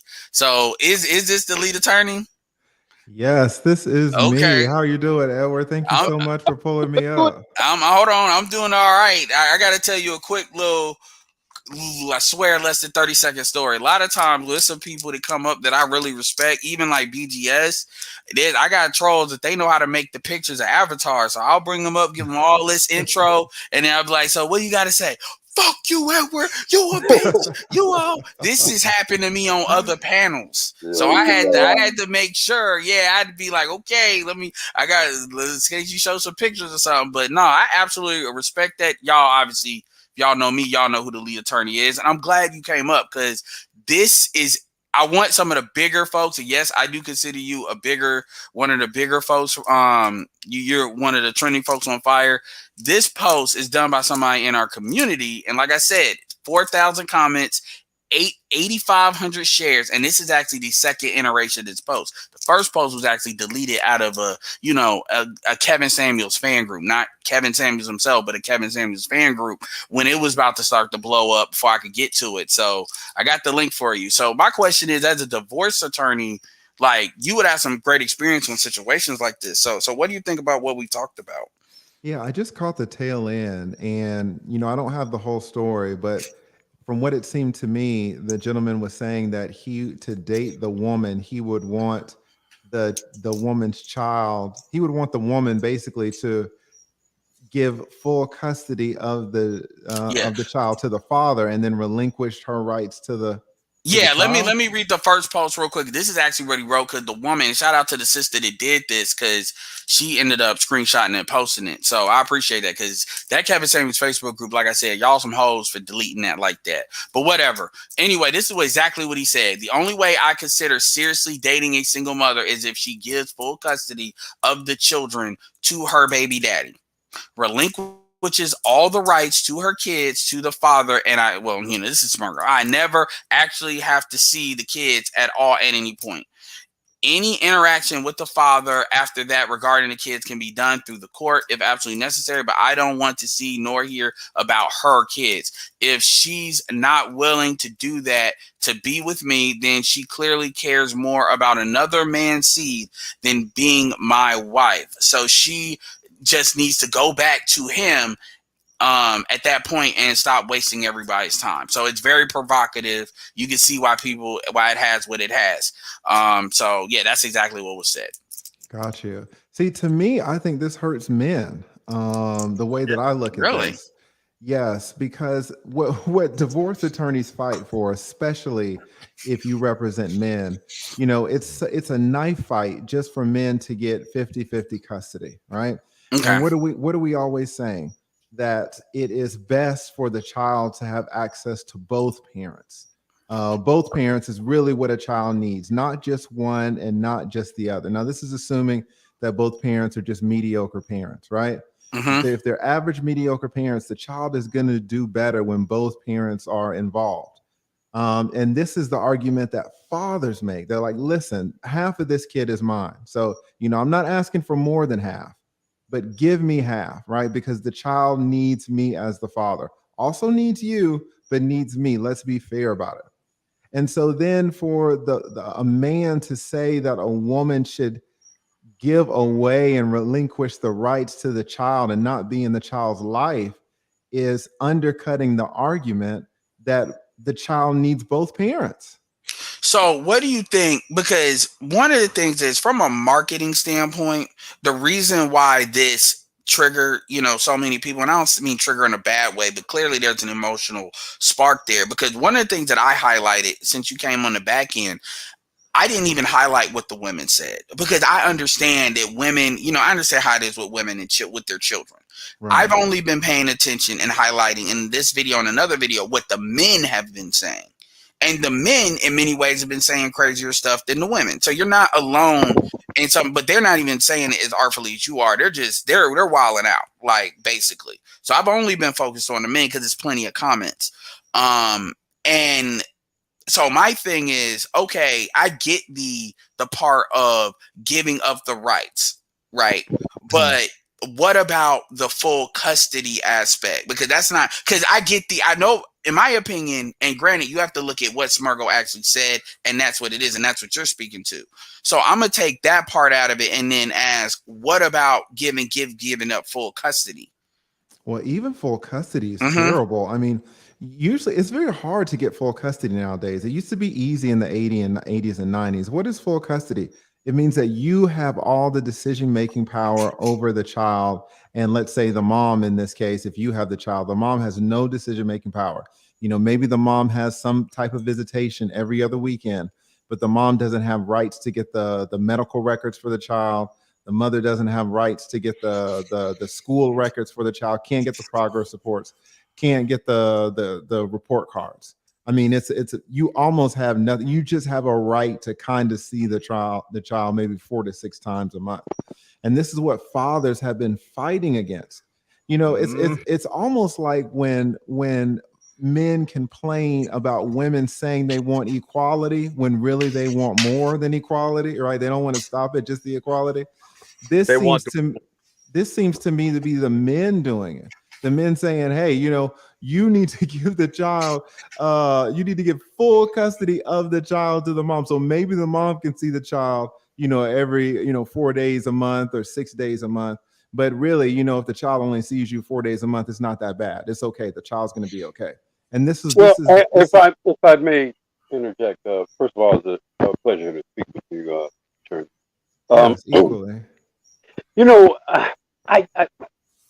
There are several aspects of what Smirgo presents, and I think we should look at all of them, not just necessarily what's beneficial to the children, because frankly, wait, I was not thinking. Let me just jump around very quick and just to correct you, because I am not interested at all in what's beneficial to the children, to be honest. I am telling you that this is the argument that men make to get equal time with their child. I'm focused on the man. Oh, okay. Okay. But the argument I would make is, look, I think if you had, first of all, I think what Smirgo presents, I think that's patriarchy. I mean, I think that is real. And Black Guru, I definitely want you to say what you're going to say, but what I do want to add is, and that's interesting because, and I'm not saying you're saying he's wrong. I already know what you're about to do, but definitely I want to hear it. As somebody, you got daughters, you stay married, you have a whole all that. You're talking about an ideal of what it should be, and you're not wrong in what you're about to say. That's why I want to hear it.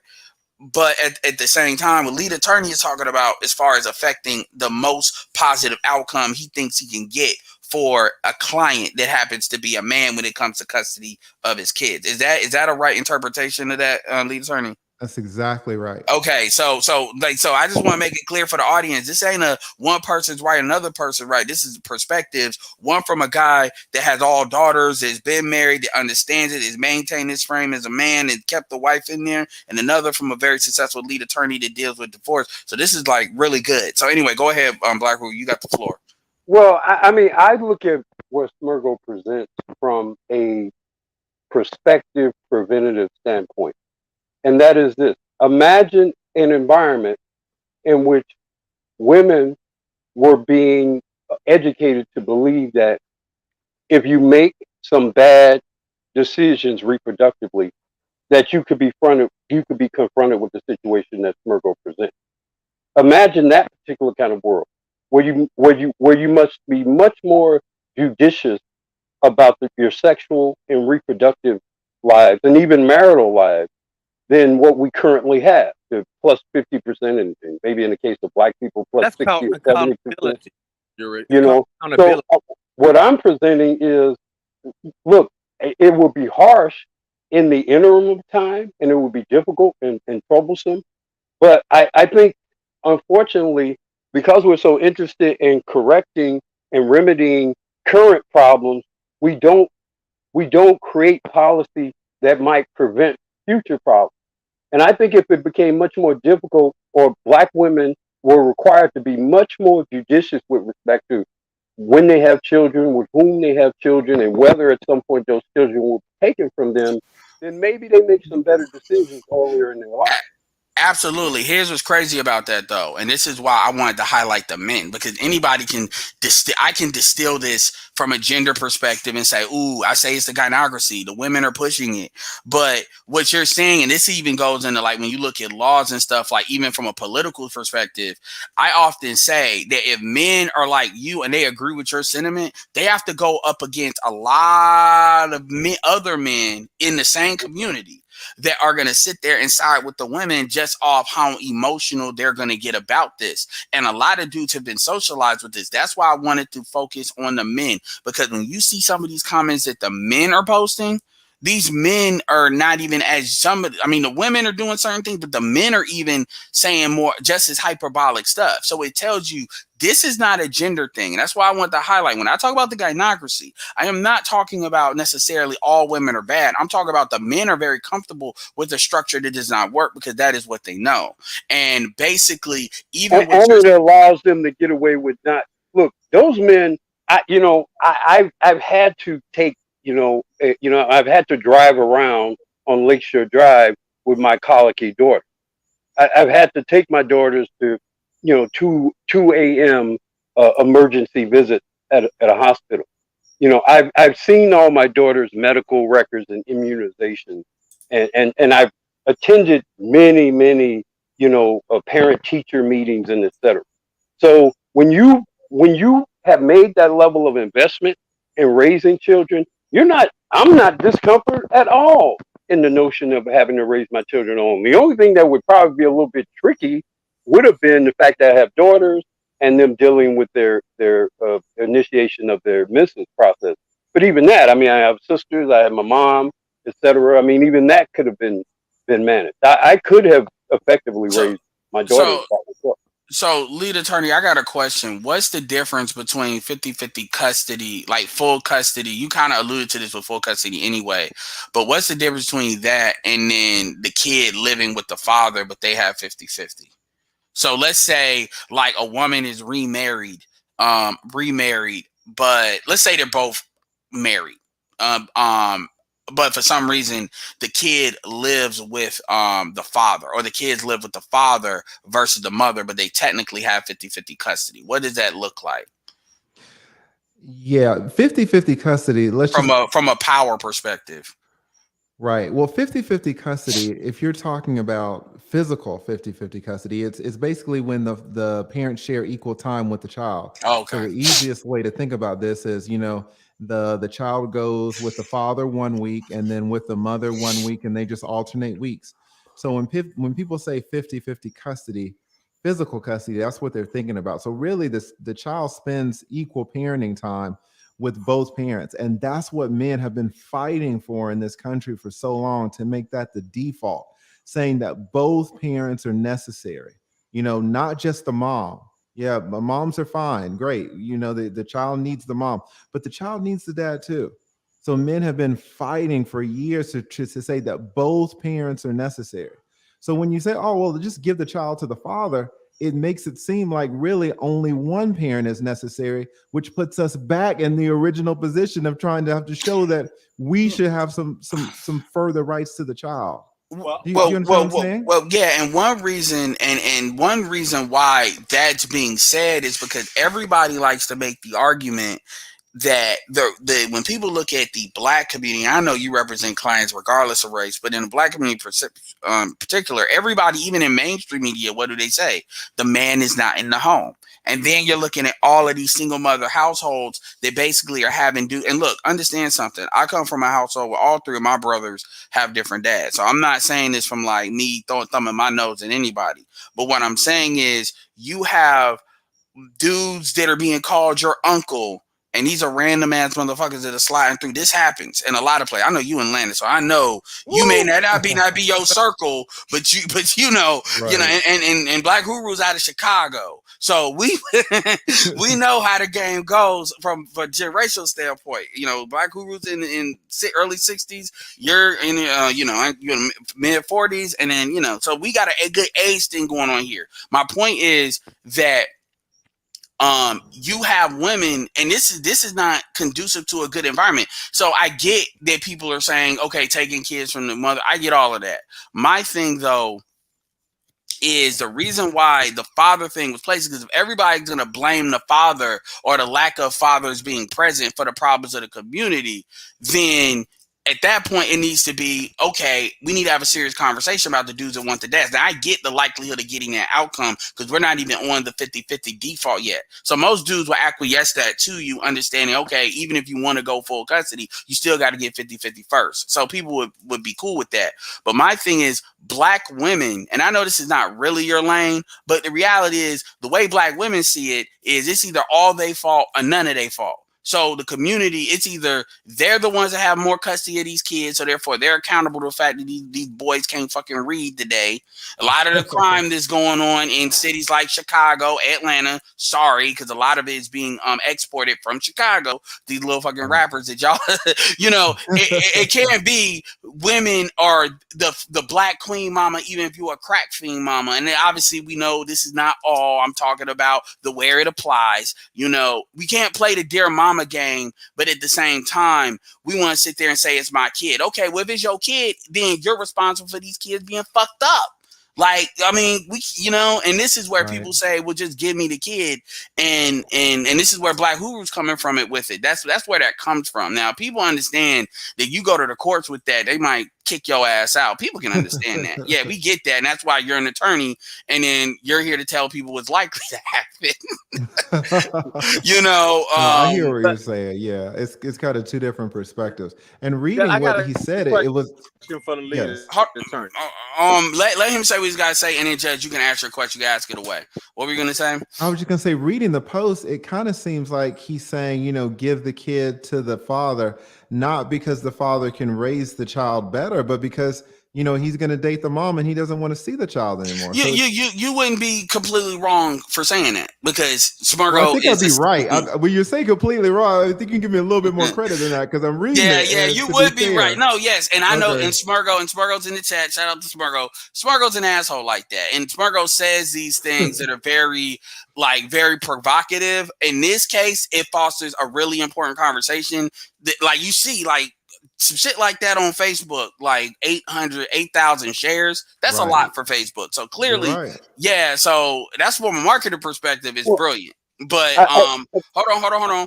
But you would be correct in saying that. But a thing is, and Smurgo is kind of he's not really a fan of Kevin. He likes Smargo has a thing about older black men. He don't like, old ass niggas. But the point is, Kevin, I've heard Kevin ask women saying, well, have you considered giving the child to the father if this is an impediment for you in the dating market? Like if you're saying you want a highest tier man that you can't get, and then you have these kids, and a lot of times these kids are not children. They're like, what Black Huru's saying. They're in that 9 to 12 range, Right. Have you not saying you should, but have you considered that? And the women usually don't wild out. What they usually do is basically say the daddy ain't shit, like they kind of allude to that, which then it becomes a situation as to your sexual choices. Also, I want to add in before Dre asks questions. One of the things I liked about Boys in the Hood is that's what now granted he was older, right? But that's what the character did gave the Lawrence Fishburne's kid to him at the beginning of the movie. That's what she did. So anyway, but it was a different time back then. But go ahead, Dre. I say that right, because that's exactly how I got my son. Basically, the only time you're gonna get the kids, and I'm pretty sure we can ask the lead attorney that the kids, when women finally give up the kids, is basically when they realize they want to go back to their whole phase. Because basically that's what it is. And Dre also add in that you were weren't you paying child support for the kid that you were taking full custody of or taking care of? I have custody legally, as they say it like that. Basically, what she did is she did everything in her possibility to block me, because I said, let the attorney tell you, they'll probably know. There's plenty of women that would give the kid up as long as they didn't have to pay nothing, or as long as they can still get the benefits. So sometimes it's me, and it's gonna go like this. The best way for you to get custody of your kid the way it is in this world, and probably ask the attorney, is be like, look, the child can come stay with me, and we'll just keep it like the child live with you, but you stay with me. So that way they still get their benefits. They still get a couple dollars a month for child support. That's the best way. I ain't even gonna lie. You'd be more likely to get your son to stay with you as if you were paying her to go away. Am I right, lead attorney? You're absolutely right. That if you told the mom, hey, let's put it in the paperwork that the child's going to live with you, you keep getting the full amount of child support, you keep getting the tax deductions, but the child's going to live with me. Mm-hmm. Yes, more women would absolutely. I'm not going to ask you. To raise your own children, you must be an accessory to fraud. Right, basically, but what I'm gonna say is this: like he'll tell you all the time. That's what I think. Only thing I can tell you that I hate about the lead attorney: where the hell was this YouTube channel when I was 17? All right, man. You should have been born earlier. You should have started YouTube earlier. But I appreciate what you're doing now, and I got plenty of respect for you and got love for you for that, because this information is needed. I ain't even gonna lie. You are my favorite. There's one of the most important content creators in the sector. You are one of the most important. And that's a lie coming. That's a lie coming from Judge, because Judge will tell it like it is and shame the devil. Also, hold on, because Smargo is in the back chat. I've told Smargo to behave. Don't reveal to us the pookie that you are, because you know how it is. BGS. I want to get CJ in here real quick, because I want to get him in, have him get a really good statement, and then I'm sure he'll do a video on this on his own. I like that I got a lot of dudes that's got kids and stuff. Y'all in these situations, y'all can speak to it. I definitely want to get Kareem and Angela back in, and then Ease is in the back chat. So CJ, I definitely want you to think. I will say this too, lead attorney. I don't know what you said on the Lapeef show, but folks are coming in like, oh man, look at what he's saying. Da da da da. You know how people say it, and then I'm like, and I listened to a couple of it. I'm like, no man, he's just cold, because Amira was saying some crazy shit. And I'm like, Listen, I did snap on Amira, and that wasn't really founded, but she cut me off, so I pulled the race card on her a little bit. Listen, it happens, man. I'm I could be petty a little bit. So. He's like, I am black. That's that code. So you code switched on her. To be fair, you did the same thing with that Latina thing was you need to do that. But anyway, CJ. So what are your thoughts? But let me just get back though. So were people were criticizing me? They thought I should have been. They thought I shouldn't have said that, or they thought I should have been nicer to them. No, what they were trying to say was that you was being gynocentric and shit like that, and then I kind of ignored that, because I'm like, look, man, I've seen when you actually could go certain ways, what you have done, and this kind of, I tell people, you gotta let people be like, I get that folks are quote a red pill, but you gotta let people be who they need to be. Like, it can't be, okay, it's this thing that you all are adhere to, and then if they're outside of that, that's something that I've been saying on the post-ops of a lot of the Fresh and Fit stuff. You know, y'all gotta let people be who they want to be, because even, you know, there's different shows that are gonna have different perspectives, and the thing where Amira is, people will be like, oh, well, she's feminine, but yeah, but also she's got that. I'm not against people that are pro-Trump at all, but the thing about it is, you got people that there's that, okay, you're pro-Trump, but you're pro-Trump from I don't really know what the black community is from an outsider's perspective, but you want to have these opinions. So there's a whole black, you know, the Candace Owen types, basically.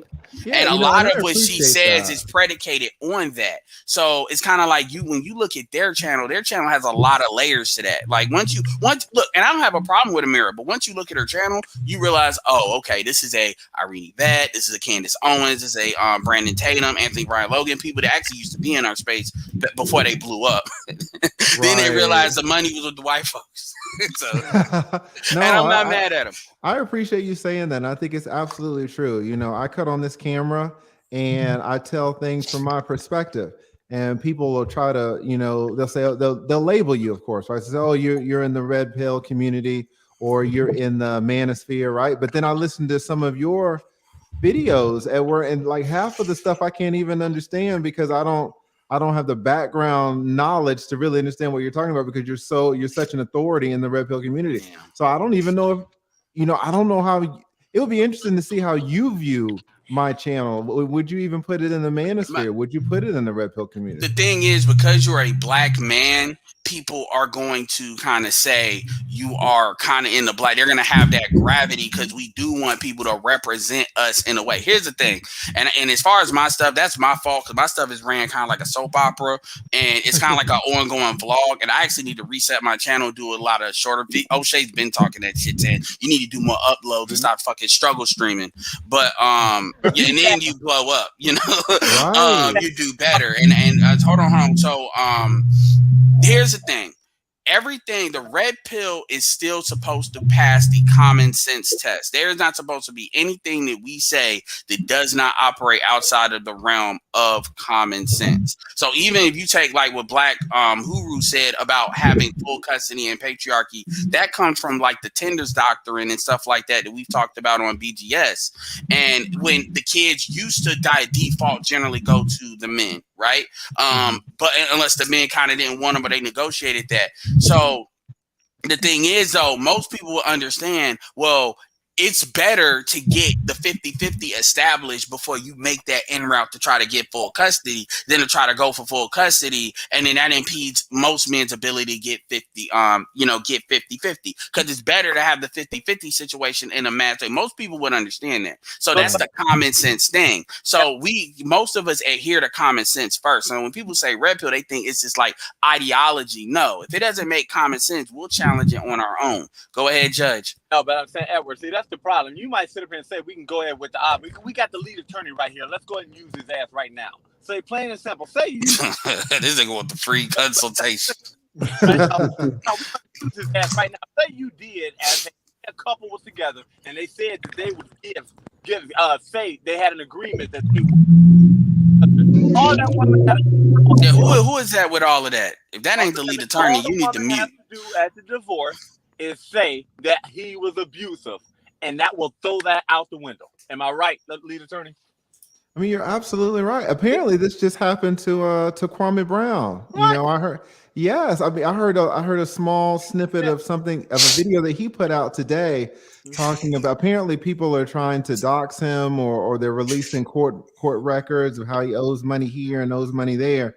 And what he was saying just today is that his baby mama went into court and started telling lies, and he was supposed to get this amount of visitation, and the mom went into court, said some unfounded things, and that was a wrap, just off the strength of the mother's word. You know, there's no proof, like plain and simple. Matter of fact, lead attorney, because you're good and I trust you, right?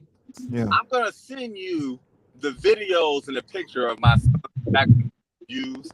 You can blur the face out and actually use it in the thing, but I want you to see both him talking about that. He was being abused. I had the principal on my side. I had the assistant principal. I had the teacher on my side, and I still lost.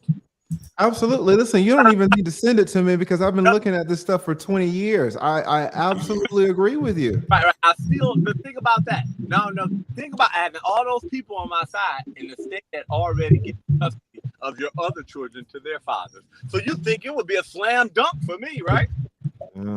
It's never a slam dunk for a dad. You're exactly right. It is so tough, which is why, which is the main argument for men, that the child needs both parents.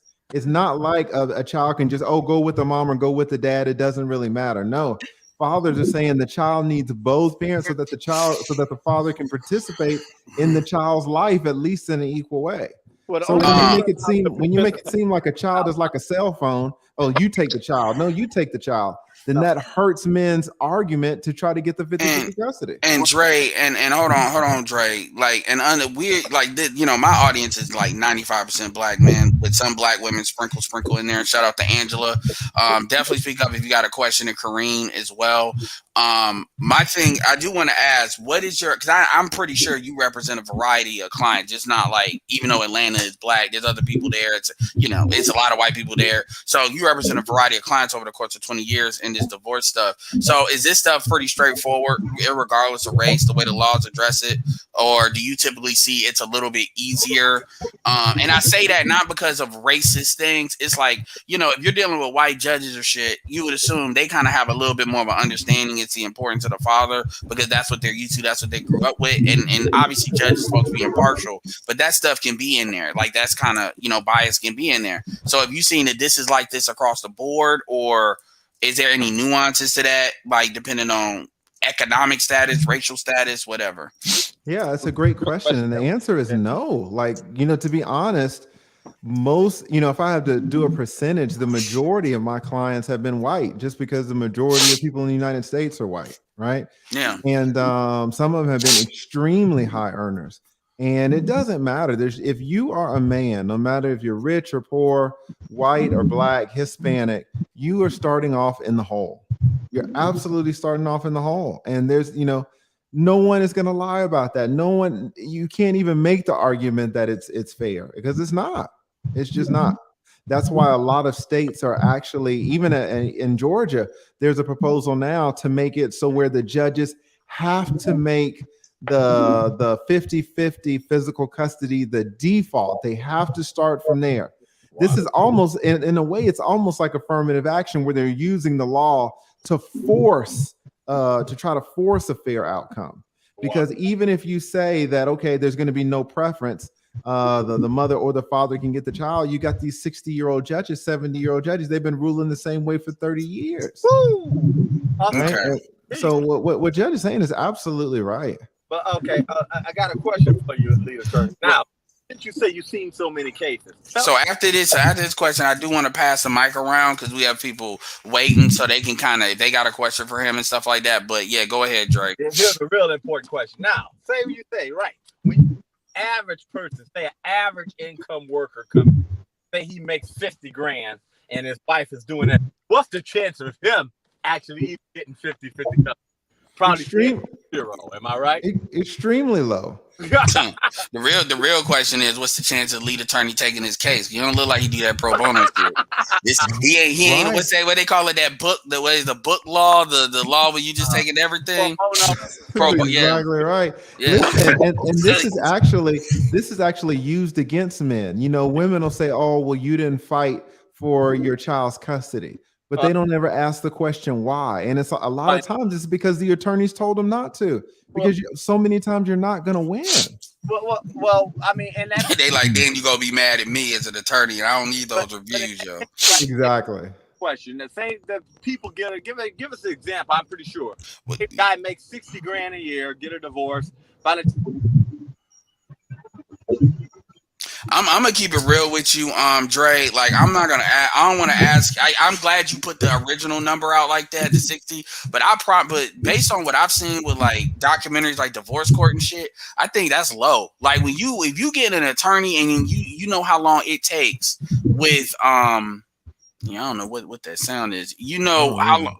Okay, yeah, I think it's Angela. What how long that this stuff is gonna take. when it comes to getting custody and stuff, whether it's, whether it's, marriage or whatever, that's a long process. And that's a process that can go even longer because that's sometimes an ongoing battle, even if something has been settled. It's not like, it's longer, I would assume, than even alimony is. So, because that can always be if somebody's money goes up, if it goes down, blah, blah, blah.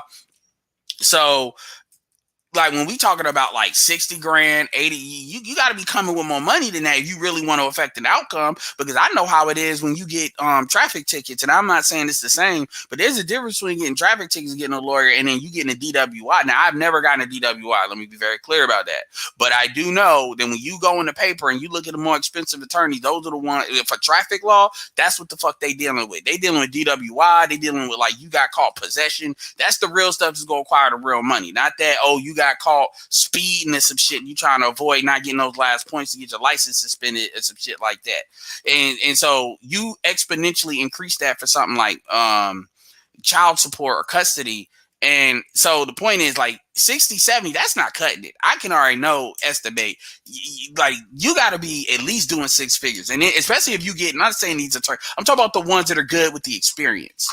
The ones that are not only good, but they're experienced.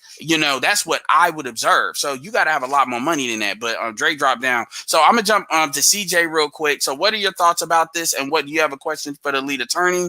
And because I know you said that you thought, Smurgo is on here. So I'll let Smurgo speak for himself. But I know you've been waiting, CJ. So go ahead.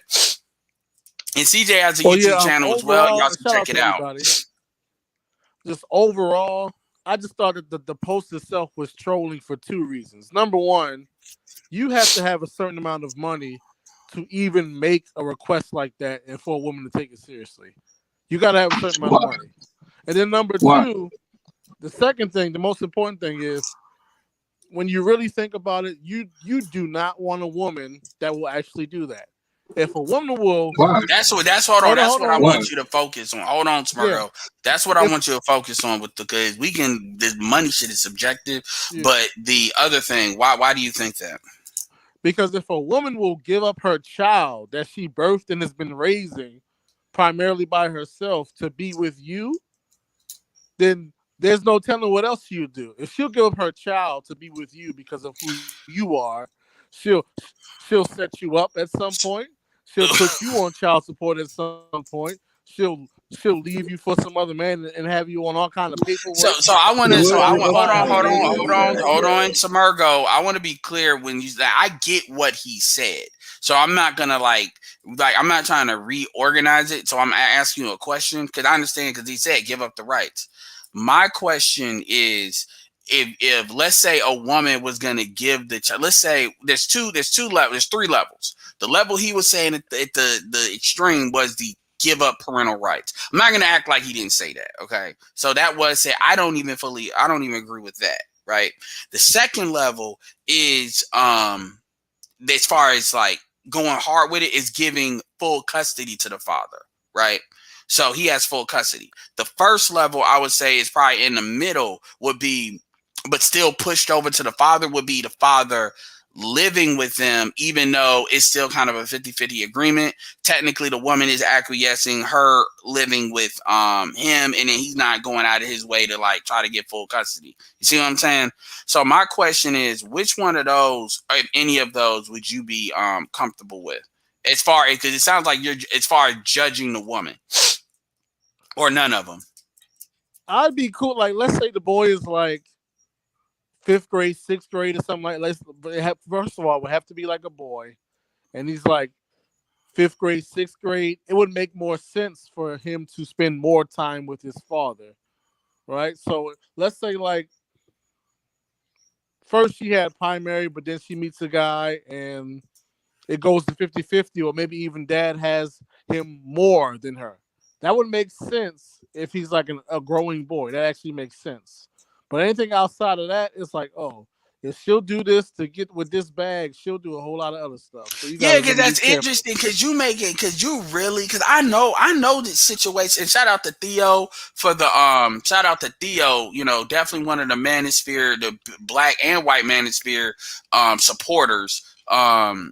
definitely on point with that. Who given, and I keep saying Theo would be probably one of Fresh and Fit's. He should be one of Fresh and Fit's PR department. Him and what's that cool that dude who was on your stuff lead attorney. His name was like Q something.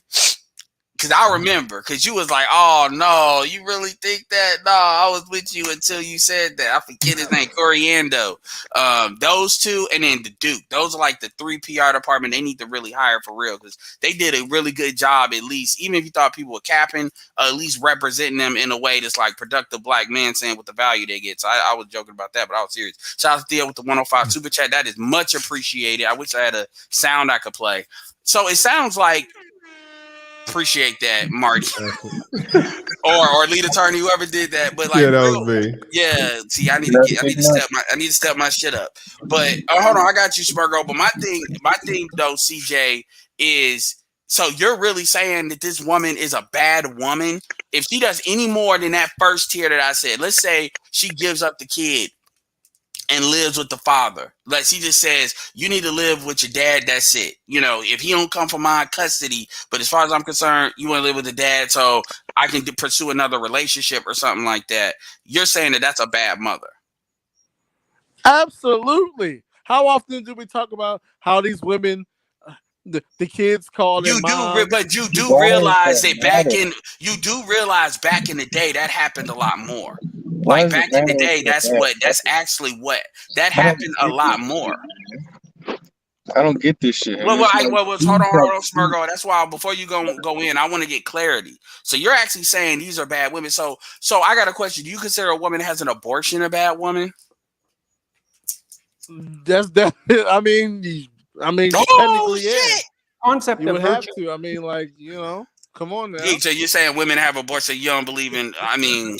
That's actually, you do realize people would consider that an extreme statement. I mean, at least you're consistent. I'll give you that. They didn't used to consider it extreme, but like think about, like, let's say if it's you and your 18th birthday comes around. How do you feel about your mother who, when you was 10, gave you to your dad to be with some other nigga? Do you think she's a good mom? But the same. I get it, but the same issues dudes have with their dad. I mean, let me ask this last scenario, and I'll let Smurgo do a response. If let's say you're dealing with a dude and he remarried, so you're dealing with a guy. Let's say he never got married to the woman, right? That he had a kid with, but he ended up getting married, not remarried, but getting married. He's got a household, and then the woman's willing to be a stepmother, whatever. Do you think the kid, and this dude has economically more money, so he's together. Do you think this dude the kid should go with the father that has an intact household? Do you think she would still be bad for giving up the kid to that? In that case, no, because of the reason is different. It's one thing if you say, look, I'm going to give you up because I want to be with this new guy. It's another thing if you go, well, you know what? Being honest, your father is in a much better position than me, and it's more about you than it is me, so you can go be with your father. But I hear that. But what you got to understand is, I know, shout out to Glenn and Cameron. He tells his story. Like, I know women that they have taken their kids. I'm curious what lead attorney thinks about this, but I want Smurgo to get his response. I've seen there's women that take their kids out of the state in order to keep the dad from being with them. Like, that's a hell of a lot more common than what the fuck we talking about. I'm not saying you're wrong. I just want to kind of color all of the stuff so it's not just making a statement. I appreciate you being candid about this. Like I said, CJM actually has his own YouTube channel. I'll link it in the chat below. So he definitely has this point of view. And like I said, lead attorney, this is interesting because you're seeing everybody doesn't have the same point of view. Like, we always fight, even though CJ is newer to the space. Let me be very clear. Would you want to be with a woman who did that? Who gave up her kid? Would you want to be with her? Or would you I'll tell you right now, I'd rather a woman abort a kid than me deal with a single mother. And I've dealt with that because you deal with women in Northeast, it's like that. But see, if you go in the South, that's not as cool. Like, you got dudes that, they'll be mad as fuck if they if a woman aborts a kid. Especially if they really like the woman. That's not necessarily the same way.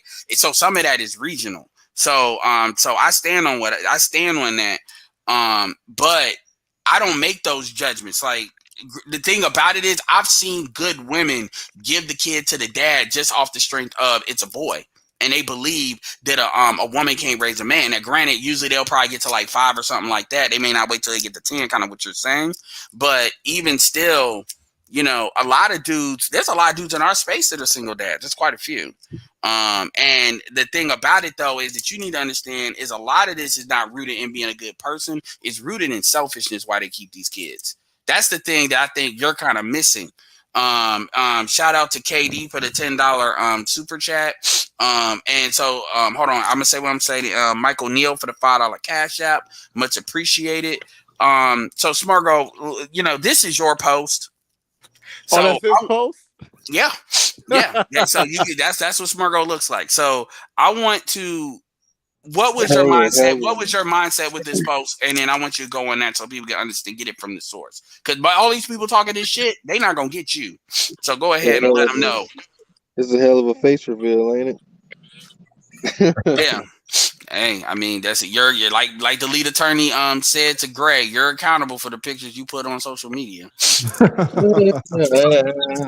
chose it, you know, they chose you chose that for that post. Go ahead. My mentality going into this is like basically when you take single mothers out of the picture, there's a lot of women that become unavailable to you. So my mentality is think of a way to give single mothers a chance. The only way, the problem with single mothers is they have a kid. So they get that kid out the picture, she's no longer a single mother. That won't become. I might have to be Smirgo's translator, but go ahead. Yeah, when a woman gives the custody of the child to the father, she's now a childless woman. That's why I emphasize signing over the rights. And pretty much everything dealing with the child just goes to the father. Dump off all the responsibilities on the father, so she's no longer a single mother. So once Smirgo, let me just ask: do you deal with computers? You have such a logical mind. Oh yeah, I've been programming on computers. I was like, not programming, but I like take them apart and put them together. I like to put them on rigs and stuff. So yeah, I have a logical mind. Yeah, I can hear it. Yeah, Smirgo's also a pookie. We need to make sure that's known. He likes chicken. Logical pookie. Oh, but yeah. So once the kid is out the picture, but he has no kids, so you can't really be a pookie unless you have kids. That I'm gonna make that a new rule. Go ahead. Yeah, but once you get the kids out the picture, you open up the dating pool. So you're adding more women to your options if you can get a woman to consider doing this. Yeah, and so this is why. Quick question. Hold on, and I do want to add this. The reality is because here's my argument. My argument is you have black women that are complaining about the scarlet letter of being a single mother, and they expect black men to acquiesce to that and be the stepfather, even though they don't celebrate it. I keep telling black women they need to make a stepfather day. If for nothing, like, you know, you say what you want to about America. America will at least give you honor and stuff for being a soldier in their military. Now, whether they own up to it on the back end, you know, I leave the military people to determine that. But they still, on the front end, make it seem like dudes that fight for people that fight for your country, you are better people for it. They give that at least, you know, symbolism. Versus you would think if women want the guys to be more available to be stepfathers, you would make it more attractive, even on the symbology standpoint by, you know, so this is what I've advocated for, even if, but they don't even do that because they really just expect people to acquiesce. So it is true. That Edward, and they loathe stepfathers. They loathe stepfathers. They loathe the notion of men taking on the responsibility of children made by other men. They won't say it.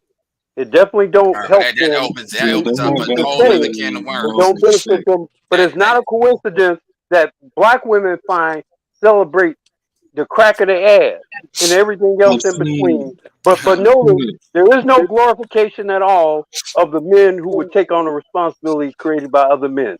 That is not a coincidence. That is not an accident. They loathe stepfathers. They need them, but they loathe them. And shout out. Hold on. And shout out to Sir Anthony for saying Smirgo was raised by the Manosphere. I don't know if we want to claim that, but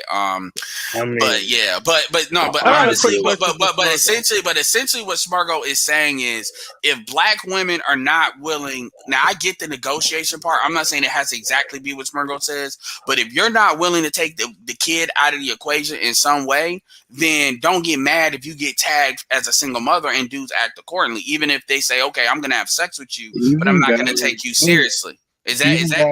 Even guys on the post that are disagreeing with me, where it's like, I'm just not gonna deal with single mothers. Exactly. My idea actually benefits the women that would dudes that otherwise would consider them. They don't even have to know that they get. I've dealt with women that gave their father-known baby daddies custody of the child. I've done not by my request, but they did it prior to meeting them. Yeah, it's I know like this you don't too. even think you don't think about them having a child when the child isn't there. She might say, "Oh yeah, I got kids, or whatever." And during those times, I just don't like be around her or whatever. But then when I come around, she ain't got kids. So like when you have a community where you have like damn near, is it 80? Is it over 80? What single mother? It's like 75. And here's the thing. Usually when we say give up, it doesn't mean like dudes are not out here. And lead attorney, I'm sure you've had some situations where you can show if this does. Dudes are not really. Dudes think in the same way that women think when it comes to if they got the power of the kid. Do they control whether the woman can be around? Like, there was a situation with American Horror Story. It's a really great show. I need to get back into it. Where this is fictional. I gotta say it. It was with a black couple where the dude was because the woman. It was this aura around her that she murdered somebody. So because it was that aura, it probably affected her ability to have access to her daughter. This wasn't a bad woman. It's just that she kind of got acquitted for a crime. And I think there was like residual effects. This is the one, the Virginia one, the Roanoke one. And then the dad was being kind of like the woman's role, being an asshole, keeping the kids away from the woman. Well, the woman, spoiler alert, ends up killing him. Killing the dad, because women ain't gonna take that shit, I guess. But the point is, he was controlling her access to her daughter. Do you typically see men do that, or if men got control? It's typically kind of like, okay, is the woman like they tend to do more of a co-parenting thing? It's just the dude is the one running it in those few situations. Absolutely. The dude is almost always a nice dude. Almost always the mother owes usually a significant, sometimes a substantial amount of child support. The father never takes her to court to get the child support. Have you ever told him they should? Yes, exactly. I think I was talking to so we know if he red pill or not. Go ahead. Like, yeah, get that bitch's money. Yes. He said, you need to pay me. Right. That's exactly right. You talking about you ain't got my fee, but then you're owed $20,000 in child support. What the hell is this? Accounts receivable and payable. Most men are so relieved that they have their children that they will easily forfeit the money for that. It's not even worth. I got my kids. I get to put my kids in bed. I get to watch them sleep. I get to shout out to Gail. Take them to school. I don't give a shit what she owes. I don't even want to go through the trouble. I don't even want to entertain the possibility. They scared she might change her damn mind. Exactly, that this situation can change. Keep the fucking money. Just let me have my kids. That's exactly how fathers are. Fathers always say it's not worth it. It's not worth it to take her back to court. I got a job. I can take care of the kids myself. Petty for that. You don't hear the women say that usually, right? And shout out to Gail. I don't know if you need another moderator. No, Gail has been here in a minute. Gail is in what they call it. She's in purgatory just in case, because these motherfuckers be going Breaking Bad on me sometimes. No, but Gail is cool. Listen, Gail has caught some bad moderators for me recently, and I mean she's excellent. She's my number one moderator. I think she's absolutely the moderator. Yes, that's what she is. In fact, she sent me an email to what do you call it? A DM today saying how she had to moderate a moderator, but kind of did it on the slide so that no one would know about it because we had an issue over there on my stream. She's absolutely fantastic. She's my best one. Yeah, because sometimes, and that's one thing you'll learn. Sometimes you gotta like reset these moderations. These motherfuckers, they be shooting people that ain't saying nothing. They be it's a woman. I'm gonna take. Yeah, they it's like because having a wrench is a big deal in this space. True. It really is.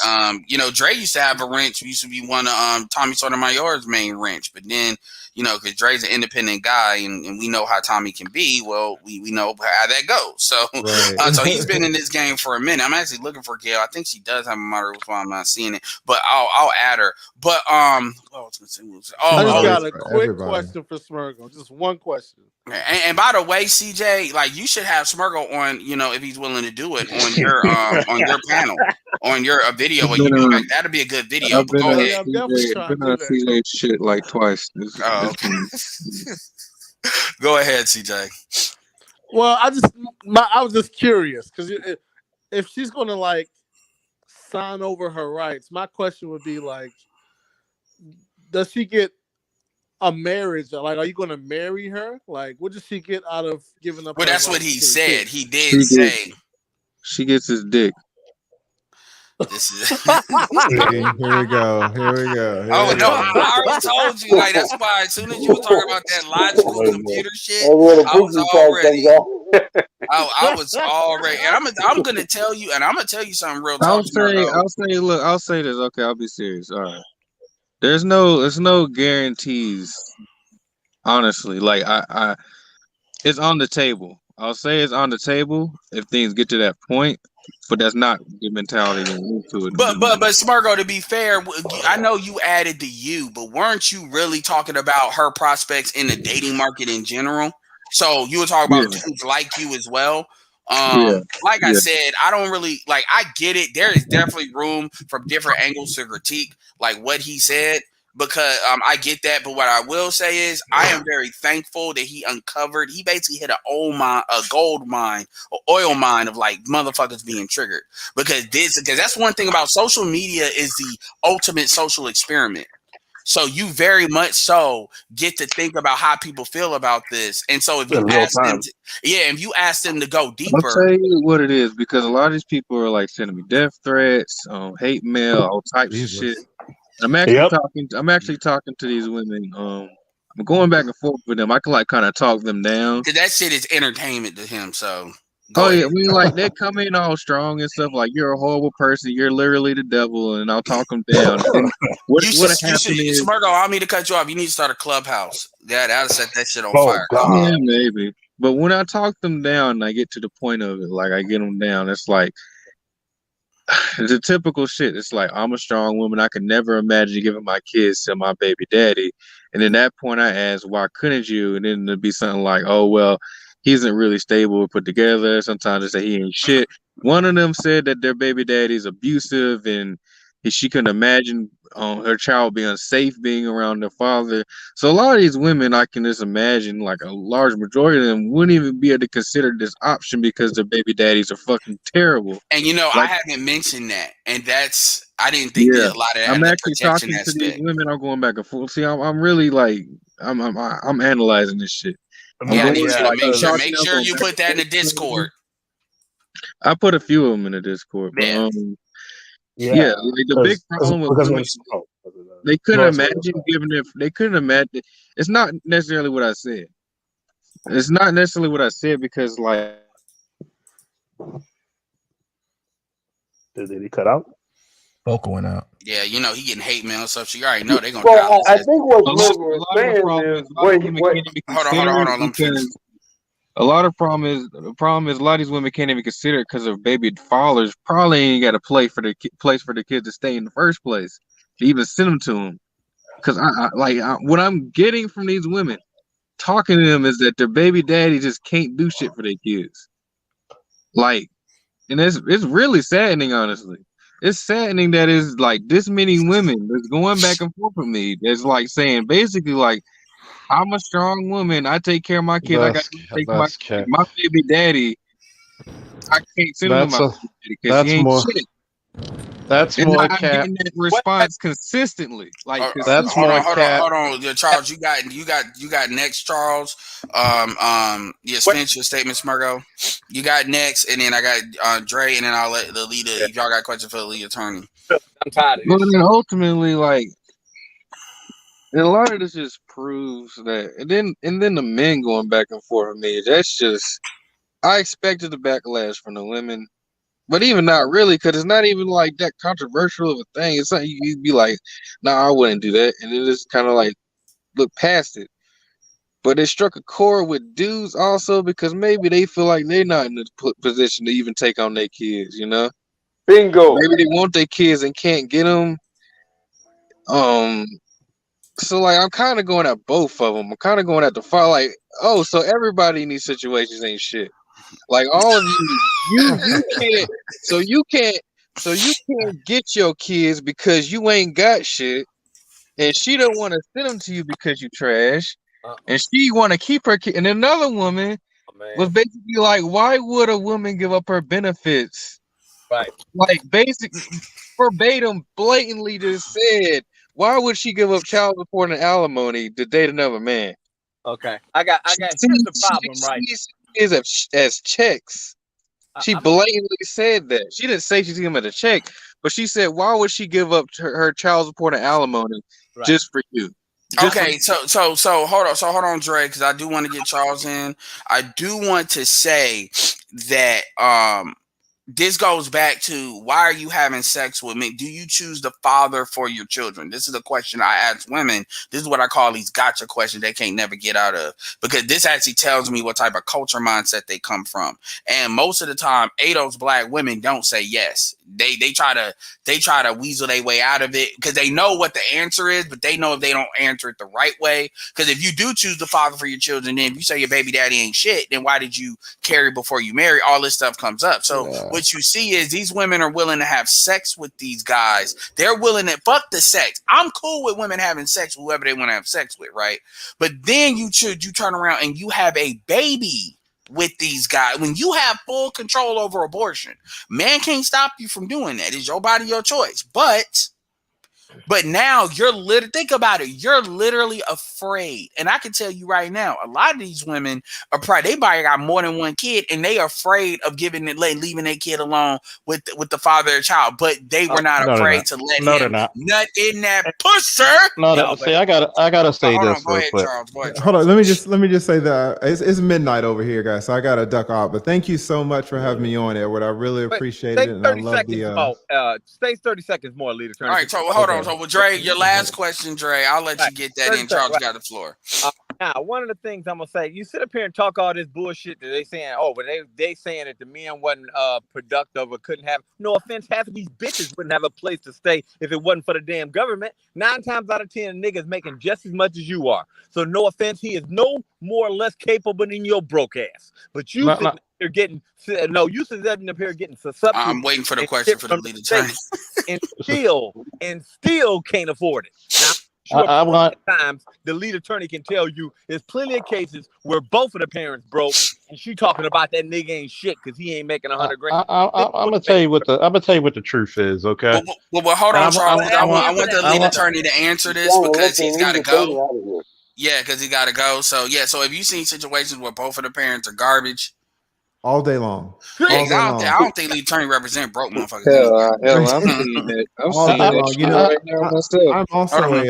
I'm also a guardian ad litem, and a guardian ad litem is an attorney. I know what that is.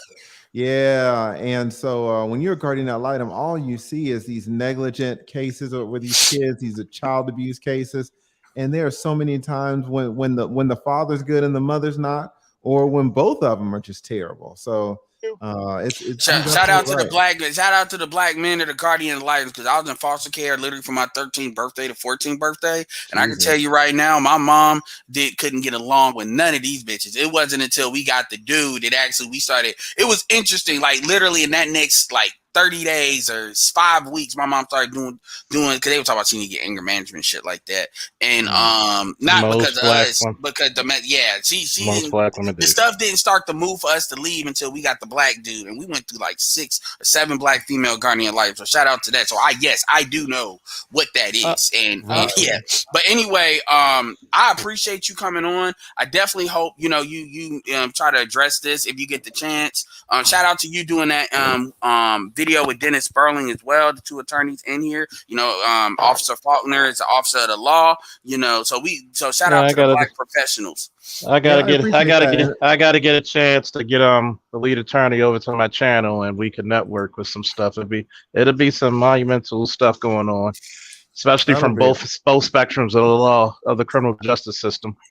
Absolutely. And yeah, I might do a video on this. The problem, Edward, is that you translate this. Like it says what it says, and then you come behind it and try to clean it up in 7 different places, right? Well, that's why you might be able to do it well, because you're a divorce attorney. So, I mean, you can speak to it. So, I mean, I can clean it up on my channel, but at the end of the day, he wrote what he wrote. So people can interpret it the way they want. And so when he writes what he writes, it's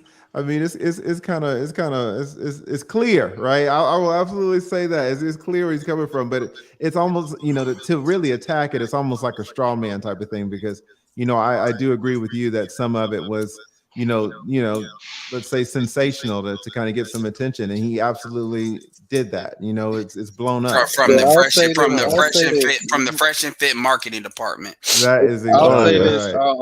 So listen, thank you guys so much again. It's midnight, so I'm gonna duck out. All right, peace out. Thank you again for having me on, Edward. I really appreciate it. Bye. I'll say this: my mentality writing a post with Saturday morning cartoon villain.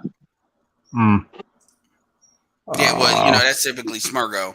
But the thing, and my thing about this is, like I said before, and we'll do this for like another 30 minutes because I want to keep people in there.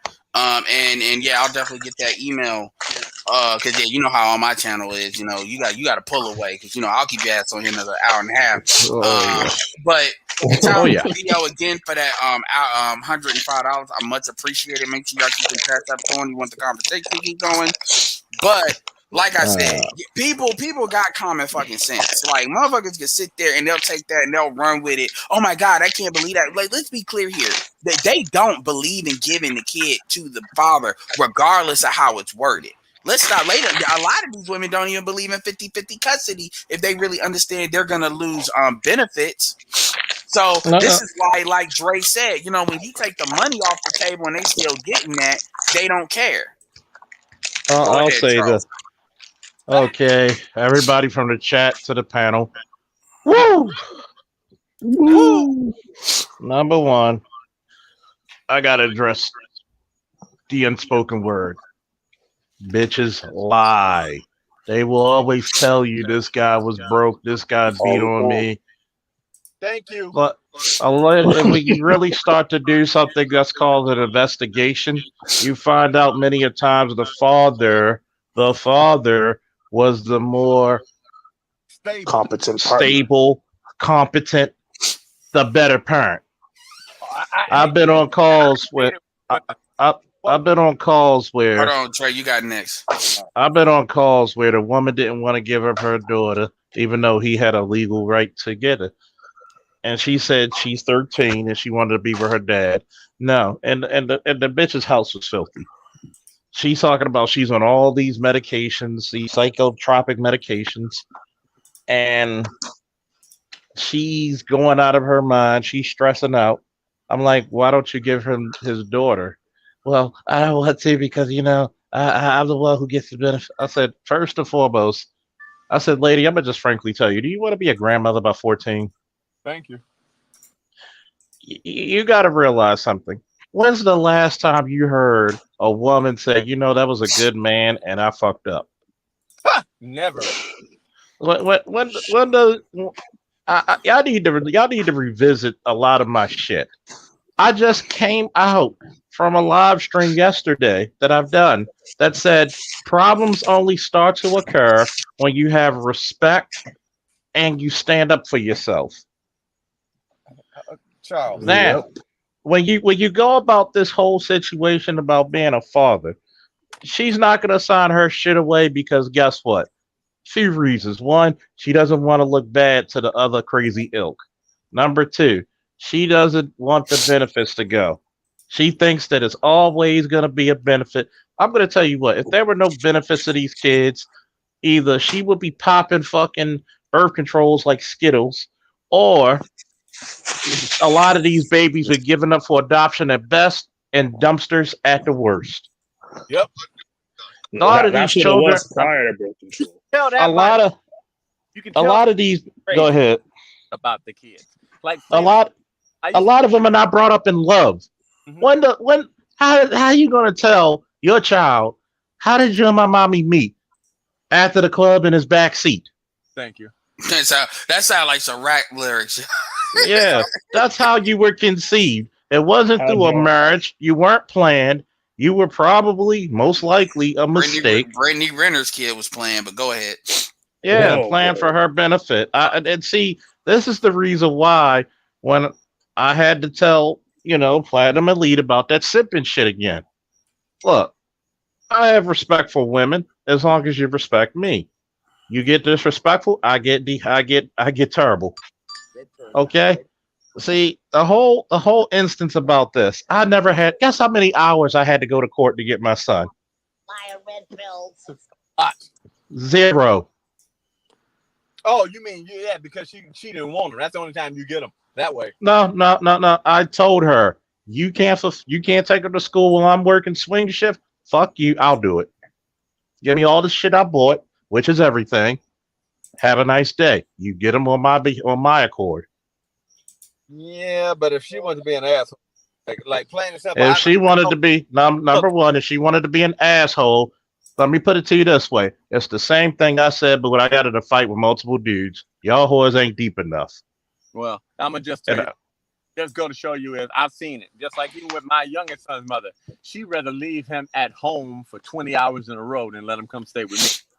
And I'm like, no offense. I remember I told her, I said, look, baby, just let him stay with me. You working 40 hours and you in school 14 hours a week. You ain't got What the fuck you going to school when you got when you got a kid? Right, your college days are fucking over. Right. The only reason you go into college is just pride for you. You're not getting a better job. Like, I really want to see all these chicks getting better jobs. I've dated women who trying to get their master's. No, absolutely. Let Dre finish his point and then you can jump in. And like I said, we're gonna probably run this for like another 30 minutes. FYI, but go ahead, Dre. No, she actually did get a better job, but this is the problem. As soon as she got the better job, then it was like, oh, she became an asshole. She became an asshole. Take care of a kid, and he's starting to get older to that age, and to where it was just like basically she was treating him. He was like a slave. Basically, he was like a prisoner. He couldn't leave the house, couldn't go nowhere, could never go outside and play with friends or nothing like that because she was always gone. And it was to the point where it's like, she realized, well, hey. And if I can pawn them off on somebody, and then I'm starting to lose weight, I'm about to go back to my whole phase.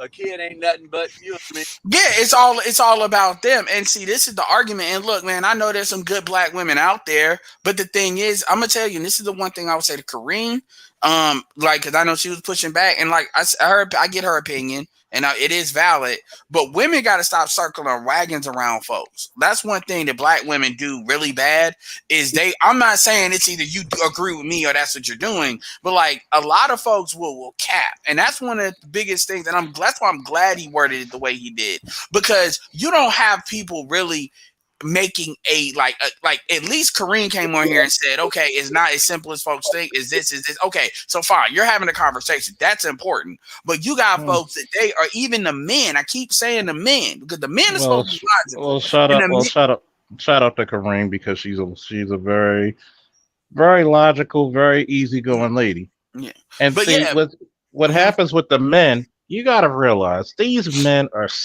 a lot of these men are sucker made. They bitch made. And it's not even cute. Okay? You're fighting battles for bitches you'll never fuck. Thank you. What the fuck is that about?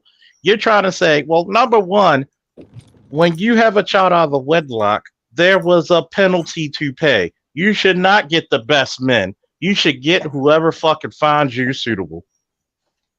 And you should, like I said before, a lot of women out here, if your man makes $50,000 or more, you need to kiss his ass because you got a fucking superhero. You're not as valuable in the scheme of things. You want to go through your whole phase, fine. Go through, use precautions to keep from a kid. But once you got that kid, your priority's that child. Well, a lot of bitches would rather struggle and have their lights off than give the child to someone else, especially their father. You know why? Because they want to get that money. They want to get that benefit. They want to hurt you for pussy you're not using anymore. Right. But at the same time, I'm going to say this to black men. People talk shit about the Gray Faulkner Initiative, but when we talk about more police officers, more more judges on the bench and more lawyers defending it, and more politicians to change these fucking draconian laws. You get the point now, huh? Yeah. Go ahead, Dre. Yeah, and what you see is you see a lot of dudes that, like I keep saying with this gynocracy, there's a lot of dudes that are cool with it being this way. Now, this is for different reasons, but the point is, even if you say what Smurgo said was extreme, you can tell that you notice no alternative was offered even from the men. Oh no, well that's not true. That's not true. Their alternative is just don't date single mothers. That's their alternative. They would rather black kid. They would rather stuff stay that way. And let's be clear here. Most of these dudes are not. If the chick's got a fat ass or some shit, they're going to fuck that shit. They're not going to sit here and say, I'm not going to have sex with single mothers. Shout out to BGS. They're still going to do it, but there's still going to be that uncle that's coming through. And I'm not even going to judge you on that. But like at the end of the day, if these women, because here's another thing, you also are not looking at who are the fathers that these women are choosing, because either they're lying or they're capping about how bad these guys are, which sometimes that is true, or which it goes back to you're just fucking just off on some carnal shit. You're not thinking about what this man as a father would be. You're looking at him like a sperm donor. Or what it really is is what Charles said. You're so fucking selfish that you would rather that kid suffer with you because of on some bullshit what you think you know. And this is the thing that when people come over here and they keep talking about solutions, say shout out to Charles with the Great Faulkner Initiative. That is a solution. BGS has presented solutions. Hell, even Angry Man with Angry Man Standard has positioned a solution. But when it's not that nobody's presented solutions, what it really is y'all really want shit to stay the way it is, and then y'all are just complaining about a couple of clauses here and there. But ultimately, you cool with the way shit is, which is why you do the same bullshit. Go ahead, Charles. I mean, not Charles, but Dre. Going to the wrong. You forgetting the main number one thing. Plain and simple. You left. This is the most obvious thing. The reason why supposedly all of these niggas shit is because basically this is why. You go down there and tell the system that the niggas ain't shit. They give you more shit. You tell the next nigga that's trying to get in your drawers, yeah, man, I was with him, but he wasn't shit. What do? They feel sympathy. That's why it's always a poor me. That's the woman's standard, poor fucking me. That's the reason why you notice that every time you hear 95% of these baby daddies ain't shit, but you was fucking them for 3 years. Oh, yeah. Hold on. And that's something that Kevin showed, because a lot of these women, the boring dudes they don't stay with, but the dudes that are struggling, it's like you were with them 7-8 years after the bullshit started. It's another thing I'm going to add in here. Then I'm going to get Charles. Then we're going to pass the mic around. And if that's how you conducted yourself, going back to what Smurgo put, hold on. If that's how you conducted yourself, maybe some of them should be forced to totally give up their children. I mean, if you made children by way of sport fucking, by drunk fucking, drug fucking, you know, and you didn't really give a damn about the guy's background, or in some cases even STD status, you didn't care about any of that. Maybe some of you should be forced to give up your children for a chance, for an opportunity to get with a decent man. Maybe that should be a cost of that. What Black Guru, this, and to add on to that point, like I said, I've been in foster care, the system, for a year. And what you all need to understand is if that state is not doing what that black woman wants the state to do, black women respond very, very angrily. I saw that in my own personal situation. I saw that, I've seen that, like Love Dorsey talks about that. Like she's had one-on-ones that she showed where women like try to go for child support. I got you, Jackie. Give me 1 second. Child support against the dude. And then they get like $200 or some shit like that. And then she has literally asked these women, like, okay, so, because the woman will say that money ain't even worth going to child support for. So why do you keep going? Because they keep giving you this needs to be held accountable. Held accountable for what? Because the state has already made their judgment based on what the situation is. So, and then the woman was just like getting really, really mad because she just couldn't understand. She wasn't using it for the child. She was using it to do something for him. She was using it for vengeance. Exactly. And even like, and she was playing that video, and you could see her banging her head against the seat, because she was trying to really get through to this woman, but she didn't want to really understand that. And so my point is, when that state doesn't do what they want, I've seen this personally, and I'm sure you've seen it. The lead attorney's guardian ad litem, he has definitely seen it. They respond very angrily. They are not they'll kill the kids. Anytime, like I try to tell people, FYI, Charles a cop. So if you really have noticed in the news, these are the same bitches when they mad, they want to go run the boyfriend over with a car or do something damaging, and they don't even know because they mad. They'll kill. Notice when they lose custody to the kids, they'll try to kill the kids. I'd rather not get, especially the boys. The boys are very dangerous in that situation. So they're in great danger in that situation. So we got a new person on here. Her name is Jackie. And so, like I said, this is winding down, but I definitely want you to be able to get your opinion. And I know, Angela, you're still there. So, yeah. Hey, Jackie. So what do you think about the conversation? What's a perspective you want to add? And yeah. Hey, how are you doing? No, I'm doing great. I just heard, I think it was Officer Charles. Yeah, Officer Faulkner. Mm-hmm. Okay, Officer Faulkner. He's right about, well, I mean, from a female perspective and from talking to a lot of women, he's right about how women will just lie and act like their baby daddy is the worst. And I think it's influencing not just women, but other men, thinking that there's so many Pookies and Ray Rays because of that, because of the stories they flow around about the guy not being good enough to be a dad. So I've heard different stories from like family members and a couple of friends about how their baby daddy he's not shit or whatever. And then they never come up with like good reasons why they don't think he'd be a good father. It's always really petty things of like, you see, he doesn't know how to clean up. You know, it would be a mess if they went over there to live with him. And it's just like, okay. So they make up a lot of excuses for how so they can get sympathy. To me, I think the reason why they can't give their child over to their baby daddy is because it's like a trauma. It's like a trauma bond with their child. Oh, wow. This child is like gives them access to a lot of sympathy. So if they're not doing well in life, if they're dropping the ball, it can always go back to, well, I'm a single mom. You can just keep pushing the struggle story. So I just think they just want to always not have to take accountability. And when you have the child, you can always say, this is why I'm not doing well. Oh, it's so hard out here. It's so hard out here.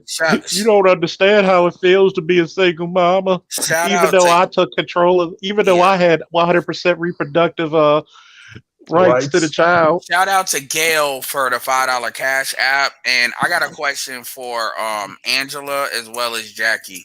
Who do you think have higher status in the Black community amongst the women, wives or single mothers, as far as influence?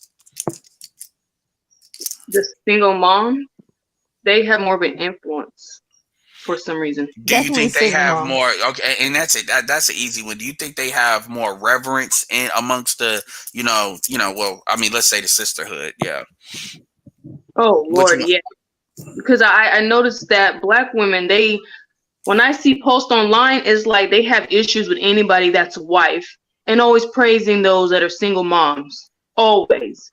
So it's like in this so-called community, those type of Black women are always praised. Like they don't like Black women like that. Oh no, go ahead.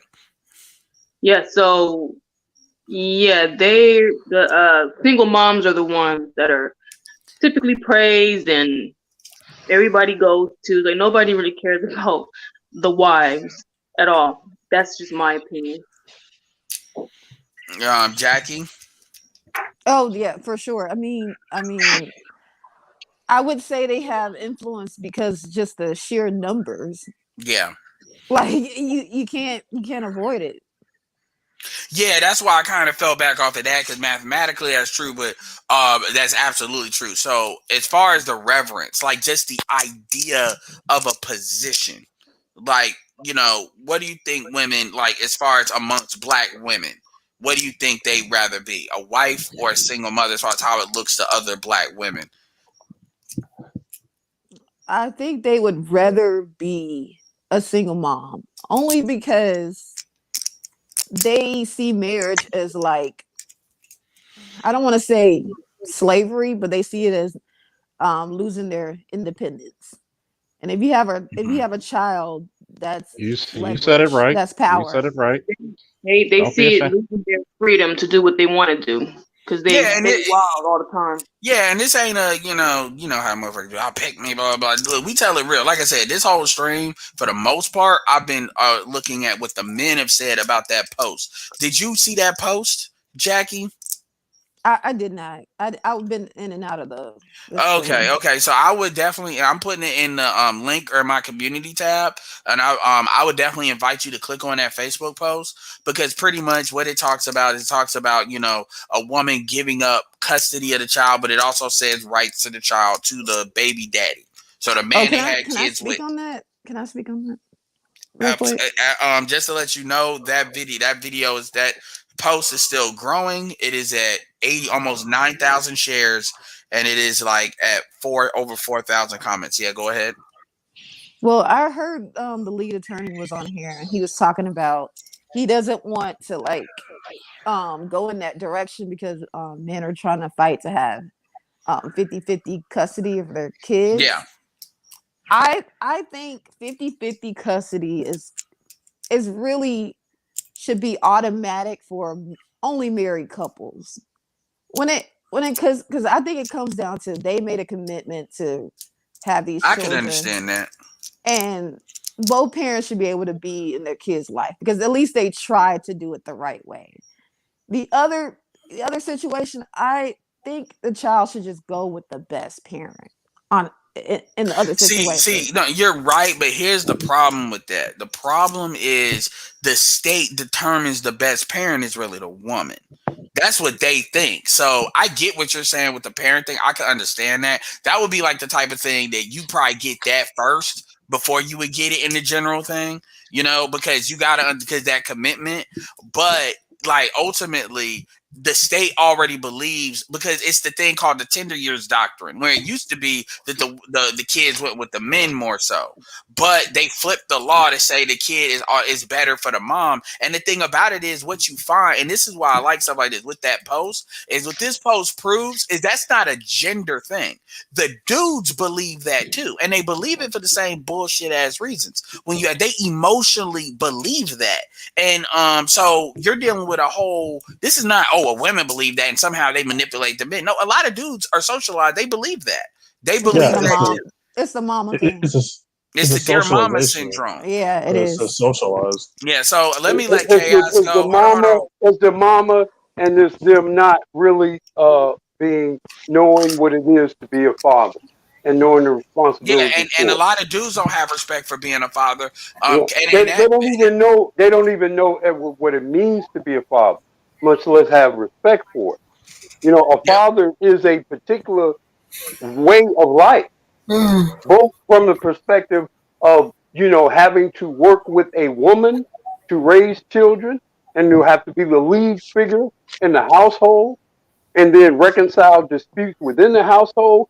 One of the things, for example, you learn, especially if you have daughters and wives, is at some point those people become ardent opponents, and you got to referee a lot of crazy sort of adversarial, sort of territorial shit going on between your daughters and their mother.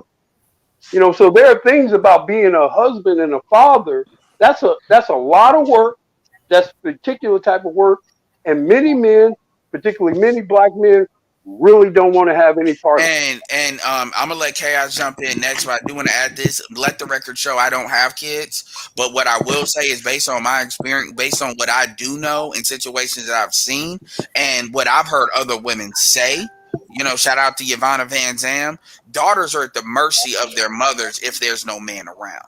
They really are. So if they're so they become. And I'm not saying this always happens, but even Ivana Van Zam covered this. That sexual threat shit is real.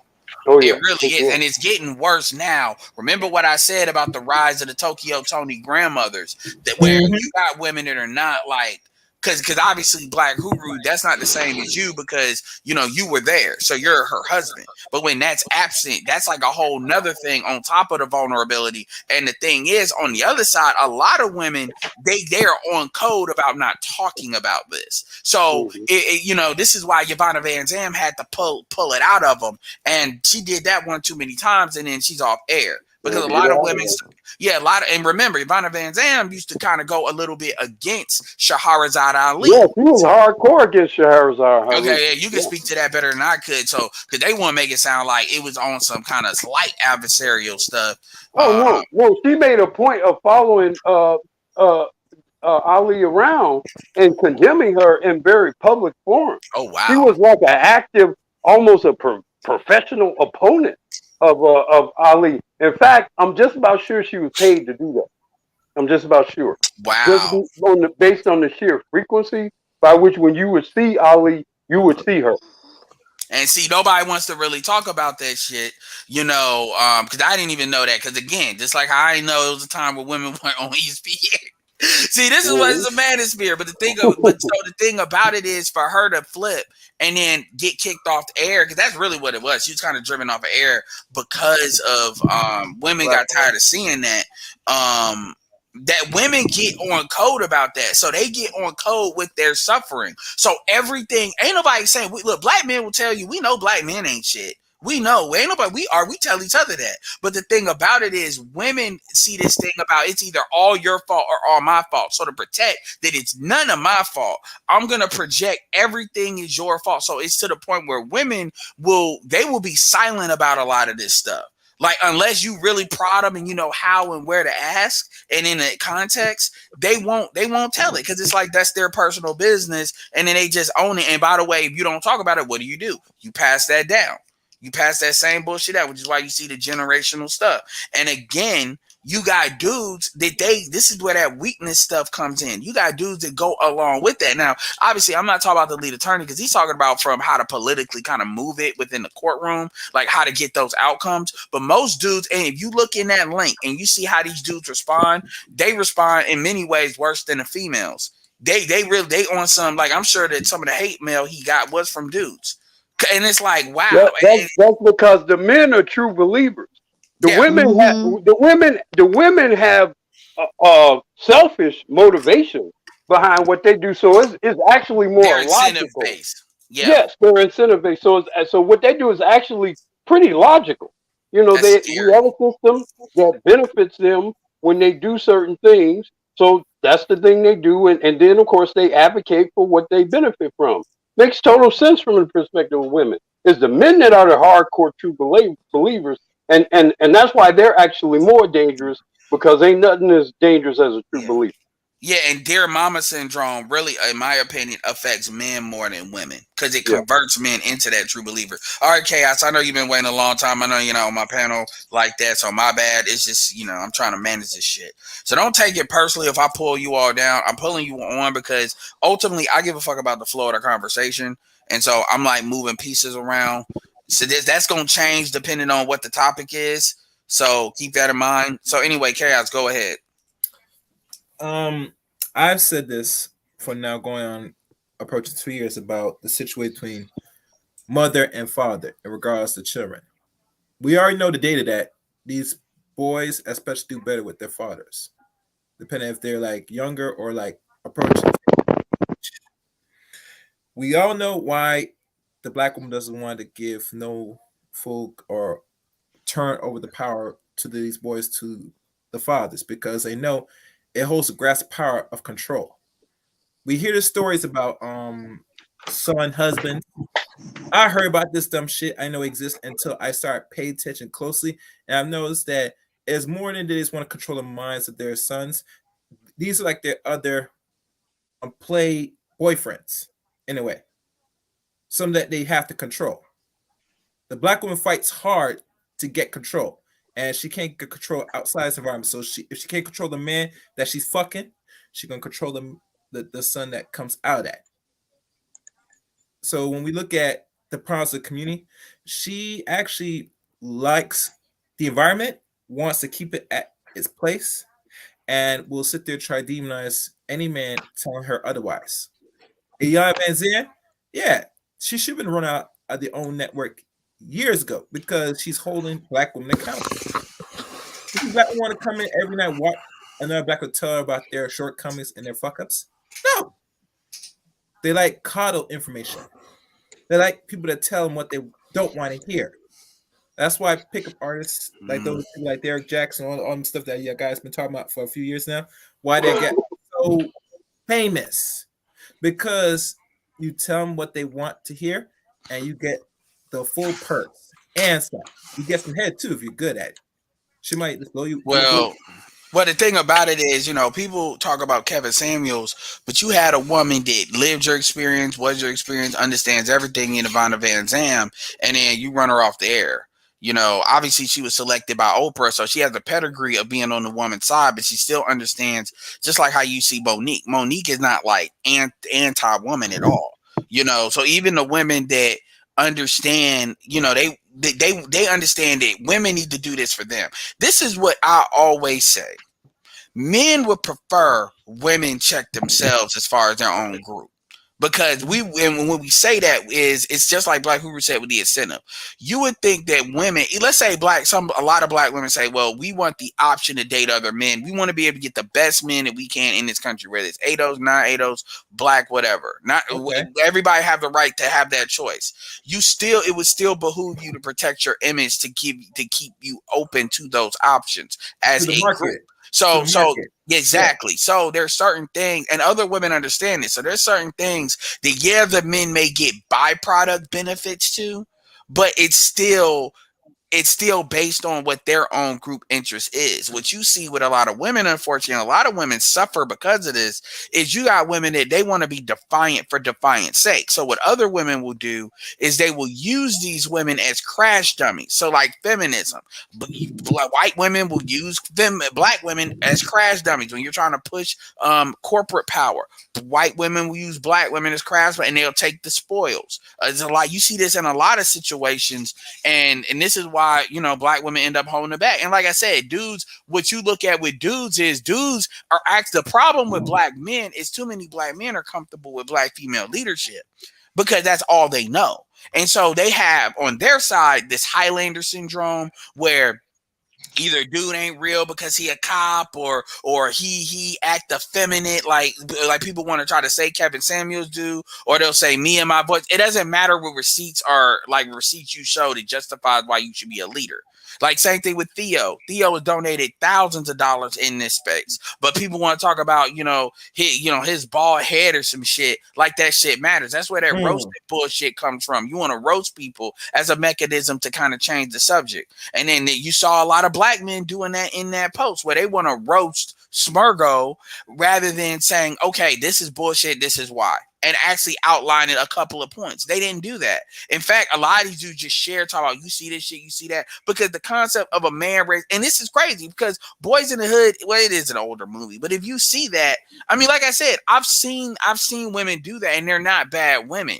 What it is though is, and sometimes they do it because they are trying to go to school. They are trying to do this here because other cultures look at it this way. This your kid, you help make that motherfucker. Yeah, he can be with you for a minute while I do this, and this. This is how other women think about it. It's just a lot of times the dudes ain't trying to do that for whatever reason because they like the kids need to be with the woman, and they do it from a more patriarchal standpoint. But the fact that the women are just completely diametrically opposed, and see, they'll try to say, oh, well, you talked about giving rights to give a custody, but we all know that even you got to fight to even get 50-50 custody. They don't even want to give that up because in their mind, a lot of times, they're not going to get as many benefits necessarily. And this is why when you remove the benefits, like what Dre demonstrated and lead attorney with his experience showed, and that's also good news too, saying that he was a guardian litem, because that means the lead attorney is not in this like pie in the sky bullshit, just dealing with like people with money, because having attorneys costs. Now you see, yeah, he sees the bullshit, like he's actually in it, because if he's a guardian litem, that means he's seen some shit, and you already know how Atlanta rolls. You already know how Atlanta rolls. Just like Atlanta ain't that much different than Chicago. So that means you've seen some shit. So I have a question to you, Edward. Anyway, we're gonna go on last thoughts. I'm gonna let you ask me that question, and then I'll answer it, and then we'll do that, and we'll wind this down. Yeah. So what's your question? My question, 'cause I know the government gives women incentives to give more power in regards with the children, because in their mind it'll grow and stimulate this economy for them to produce more children.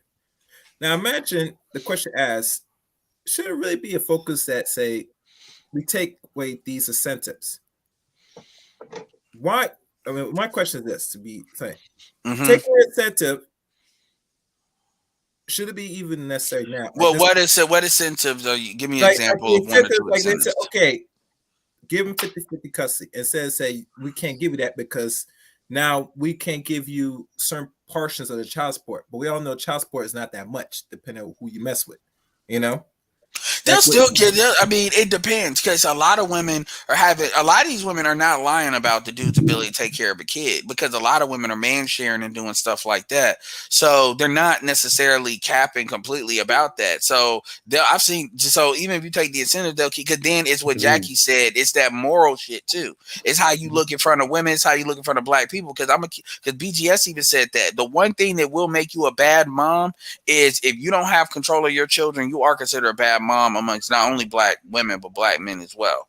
And so, and then it becomes, okay, it ain't like you got kids while you're fuck up. That's an angle I didn't even think about. So you still have all of, and then we're not even talking about the chemical bond that women have with their kids naturally. We're not even talking about that. So even amongst the money, this is why women say they ain't getting a lot in child support. That's usually true. A lot of times that is true, but it's the other things that they devalue. They only see a man as a check, which is why they're only looking at it like that. So even if you remove the incentive stuff, it'll hold for a little bit. It'll hold for a little bit. The question is if you incentivize other things. That's the problem. And that's why you have to focus on 50% custody. Because if you go for all of it, they're going to try to say you're a misogynist, you're this, you're that. It won't matter. That's what the society will do. So that's the answer to that.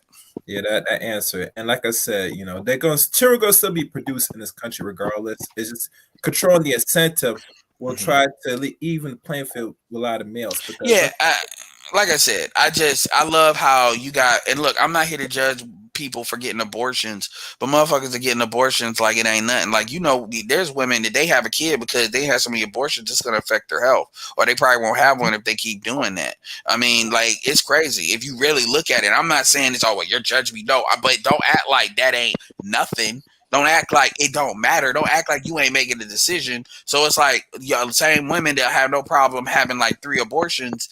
And like I said, I'm the oldest, and my mom had abortions before me, like at least 2, and I'm the oldest. So again, I'm not just talking this shit to be talking it, but what I will say is, what it goes to is socialization. We like to use morality, but morality doesn't matter.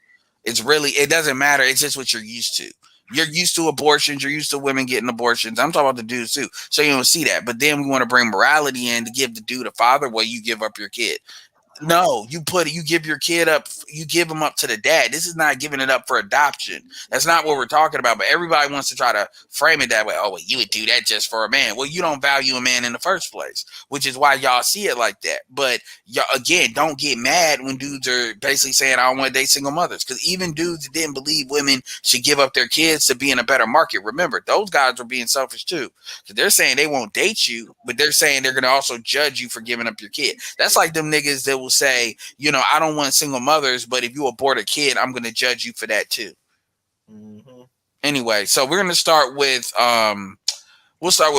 Angela. What's your final thoughts on this topic?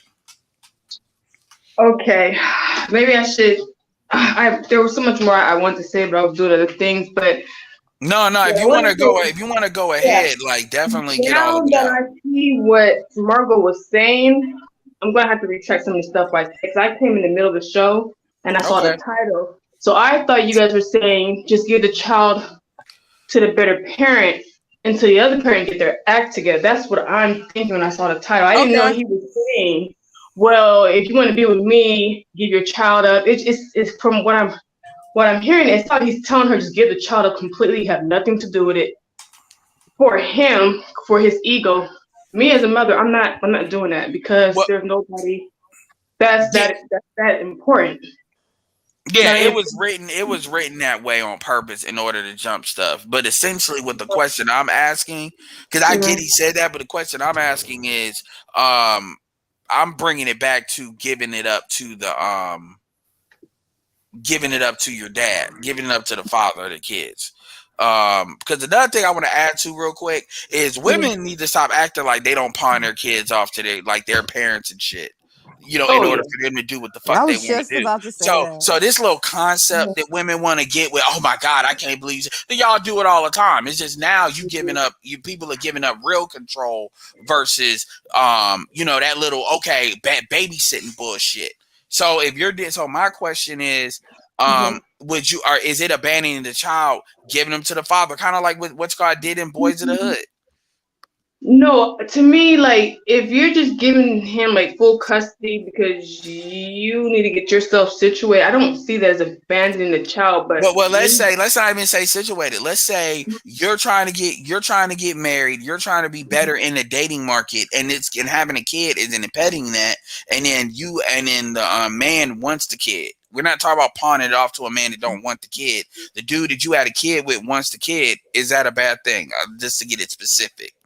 Because I don't want to take everything out that he said. Because that's the spirit of what he said was to give the kid to the person you had the kid with in order for you to be better in the dating market. He just inserted himself into that as a person. But he means so you can get the guy that you want. If dudes are saying they're not going to date single mothers. But does that mean goodness. My child won't be around me? Like that means he lives with the dad. Just like he's going to be around you. Just like if he's going to be around a dude that doesn't have custodial custody. It's the same thing. So really, it's up to the parent. It's really up to the parent. Maybe I wasn't understanding what he was saying. It seemed like he was saying it had nothing to do with the child. It's like, okay, I'm confused. No, he did say that, and he did say that to be inflammatory, to show you where he was going. But ultimately, what he's essentially talking about, he's saying he don't want to have nothing to do with that kid. That's what he's saying. So he did and now he did add in the court shit, and he probably should have removed that and empathized that he didn't want to have nothing to do with it. Okay, so yeah, I don't see nothing wrong with that because I just want to make sure he's not trying to, because my child will still be coming to visit, coming to see me. You will, of course, the guy will have to have interaction with the child. If the child comes. Well, that's where it gets tricky because he's like, "Nah, you need to go over there." That's probably what he's saying. But everybody's not gonna be like that. That's the thing. So the goal of the goal of that is to spark an emotional reaction to have a conversation. So then we can do what Kareen did because Kareen, come down on it. So where is a woman's mind at as far as like what are they willing to do and not willing to do? Like for instance, Black Huru said a lot of dudes, if they're the stepfather, they'll say you need to call me by my first name. Black Huru said no, that ain't flying. So it just depends. No, you're not gonna be calling me. You're not gonna be a child calling me by my name. See, and I know, and I'm in Black Huru, maybe it's your age, but I know plenty of dudes that they're not like that. Like that, like most of the stepfathers I came across, that's not how they were like. But no, I'm not saying it's right or wrong. I have a title in my home that is husband, yeah, father, daddy, I owner. I have a title in my home. I'm not just some other person in my home. No, and I respect that, and yeah. So I mean, that's what it is. So I get it. No, absolutely, you have a right to retract it, but yeah. So if we're going by that scenario that you said, yeah, I wouldn't mind doing that if this is going to help me in the dating thing. And Kevin, and I mean Kevin has said that. Like Kevin has said that to women. Have you considered, like, especially if they got sons, have you considered, giving the father custody? Have you considered that having a kid? Or he will say, and I quote, having it live with the dad. Do they give a positive response to No, that? they basically say he ain't. They actually, I don't know. They bullshit it. Hold on. They bullshit. And to be fair, Kevin has said, I don't even know if he said the custody. I think he said live with them. Yeah. So, and they have basically alluded to they're not which is a decent. We're not talking about giving up custody rights and all that. We just say go live with your father, and even that is not. So all this harangue about giving up legal all that it's all bullshit. That Smurgo is all bullshit. It's all bullshit. It's convenient smokescreen for them just saying they don't want to do the shit. Period. Because I'm mama, damn it, I should be. I'm mama, damn it, I should have control over everything. What's up, Nick Taylor? Shout out to honestly, Nick Taylor. Honestly speaking, right? Like as someone who's African, all these whataboutisms about this topic are retarded to me because it's like. The fact of the matter is that in the Western world, y'all have made a precedent to where everyone believes the kids don't belong to the father.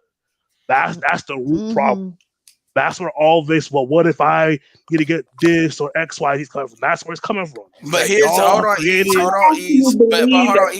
But here's the crazy part. Everybody, if you ask them why is the black community fucked up, what do they say? The father is not present. The same folks, men and women. Go ahead, Edward, I know. You're talking to me, Ed. I know. And then when he says that he becomes all sorts of non-ADOs. Exactly. You've seen it. Because you not ADOs. Shut the fuck up. Like the thing I told Smurgo, we were talking about it in Discord, right? Is Go back to Africa, motherfucker. Is like as an African, right? Like I've always been aware of that problem because as an outsider, right, I can see it because of how I was raised. I can see it. And everyone else can see it too, which is why, like, I laugh when I hear a lot of ADOs talk about patriarchy and leading. Cause I'm like, y'all niggas don't want to lead. That's the reality. Y'all fundamentally don't want to do it. Not all of y'all, of course, but like too many of y'all don't want to lead. And that post showed it though. It's like all this talk about what about this and well, if there's like no, like the kids belong to the father. Did they have his last name? We say all this about hold on. legacy. He's time out. Let me ask you this. I want to go. This is gonna be good. I want to go down a list real quick. And I'm gonna start with you. In from an African standpoint, and obviously all Africans not the same, but on this type of shit, I think they're a little bit more similar than not. Would you agree to that? Go ahead, yeah. For the most part, this is okay. Do you believe that the kids are more the mothers or the fathers? And for most Africans, for most West Africans, I'll say that it's always been you're from where your father's from. You belong to the father. You are the property of your father. In fact, that's how most of the world was before like the 1800s. And then especially in the United States before, the Kindergarten program, all that shit. No, we're just getting a quick, yeah. So Black Hooroo, you, what do you think? Well, yeah, I mean, look, they're mine. They came from me. I'm responsible for them. They have my last name. If someone breaks through the door, I got to protect them and risk the possibility of dying for them if there's a war and someone's got to go off to protect. I mean, everything lined up with the responsibility being on me. So ownership and control and dominion to be in my hands. Right. And to be fair, you can be 50, you can be 51-49 on this, but you can't be 50-50. That's what it is. So I don't but go ahead. No, you can't be 50-50. And when I got married or in the earlier part of my marriage, we had struggles and I later me and my wife and I would talk about, why do you think we stayed together? And my wife would say, and she would say today, in spite of how she may have felt about me to the contrary, she would always say is, I knew you would be a good father. I knew above everything else, however I may have felt about you in any other way, I knew you would be a good father. Yeah, and if that's not there, well, we know what the marriage rate is. So, I wanted to say one thing that, and I was hoping Smirgo would touch on it, but he's young, so maybe he kind of missed it, even though on a don't subconscious do that because level. you'll be a new old nigga. He's got a long Well, list. no, it's not a criticism of him, but I think because of his age, he may have missed this consciously, but I actually think he recognized this subconsciously. And I gotta say this, Smirgo look like a dude that be like, fuck that old ass nigga. Yo, he look like, if you look at this picture, don't he look like that shit? Yeah, yeah. Go ahead. Yeah. He look like Mr. T's son, yo. But go ahead. I think what has been missing from the discussion is what sort of dominion should a man, a husband, have over his household within his marriage? We totally skipped right over that. Because when you talk about most of us ain't married and shit. So when you talk about the children and because when you have some other man children in your home, you're compromising every day. You're compromising every day. You're negotiating every day. Basically, you're America in Afghanistan. And the woman maintains this leverage position over everyone. She maintains this leverage position certainly over the children, over the children's father, and over you.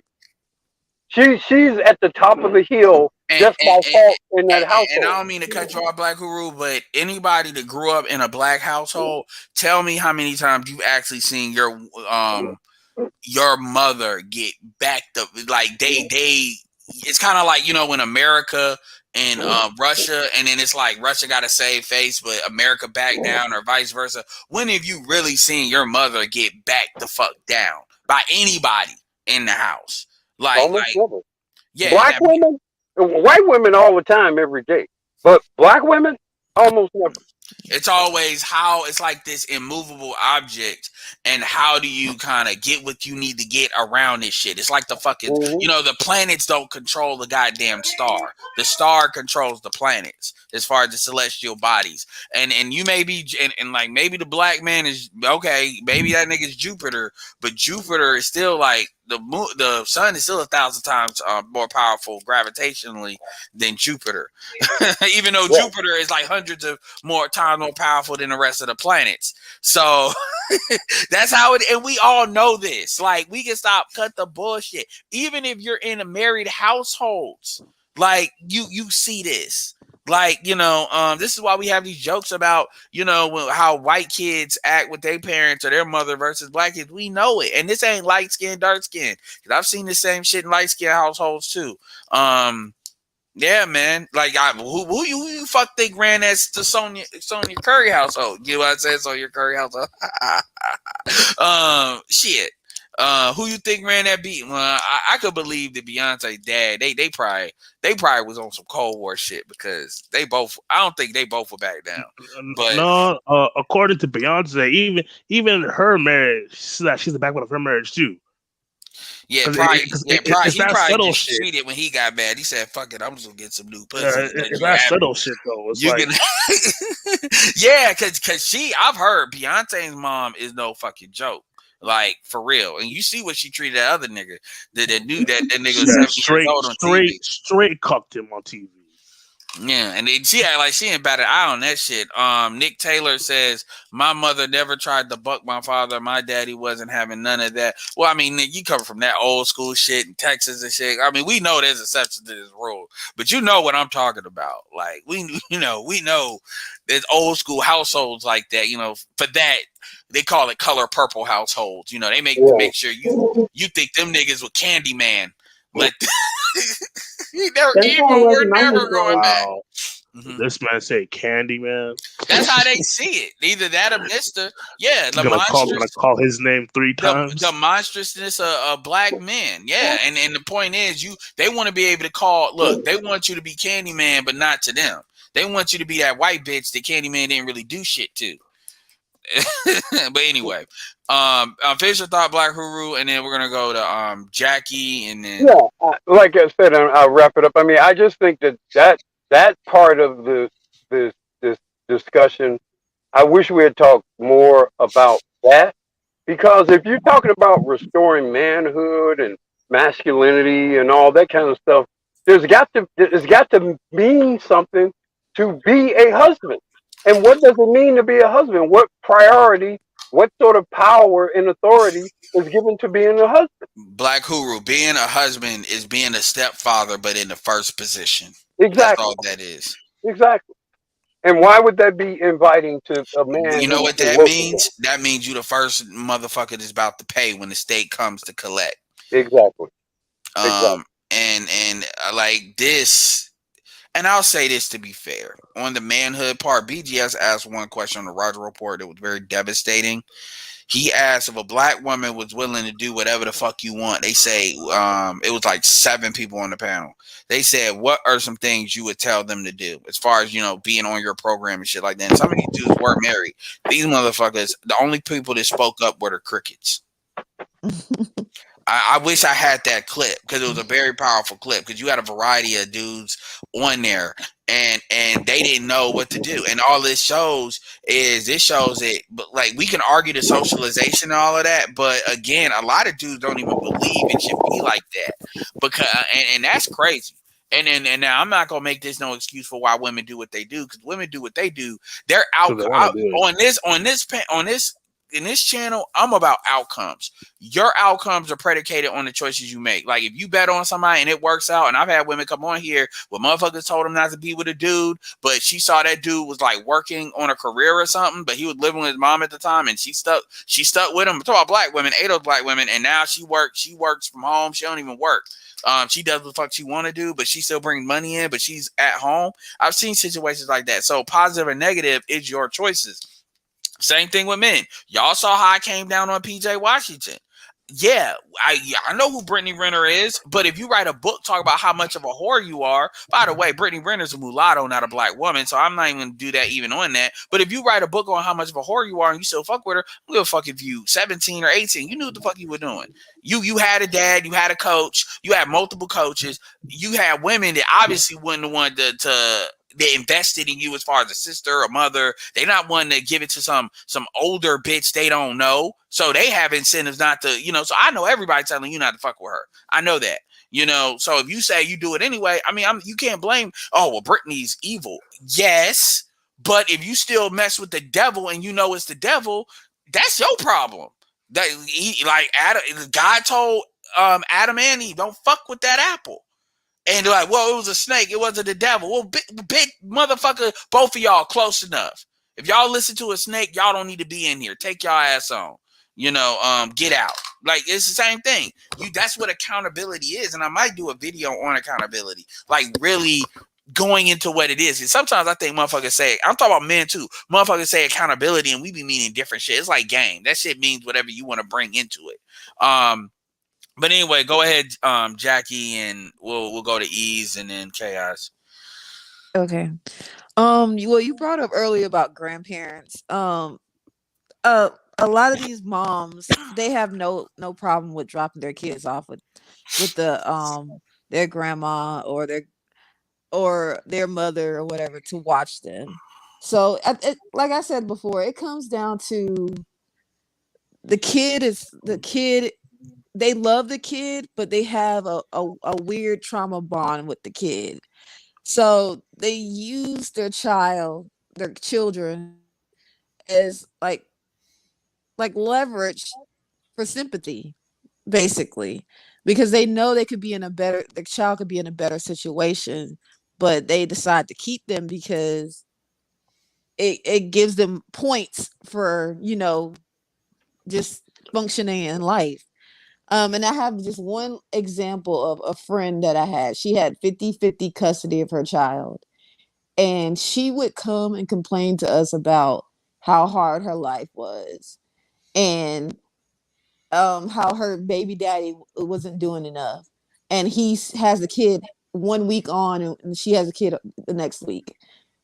In front of her, we all were like all sympathetic, like, yeah, girl, we know it's hard. Behind her back, we were like, she doesn't do nothing. She only has her kid 2 weeks out of the month. Why is she always complaining? But she still wanted to keep that leverage of my life is so hard because I have a child.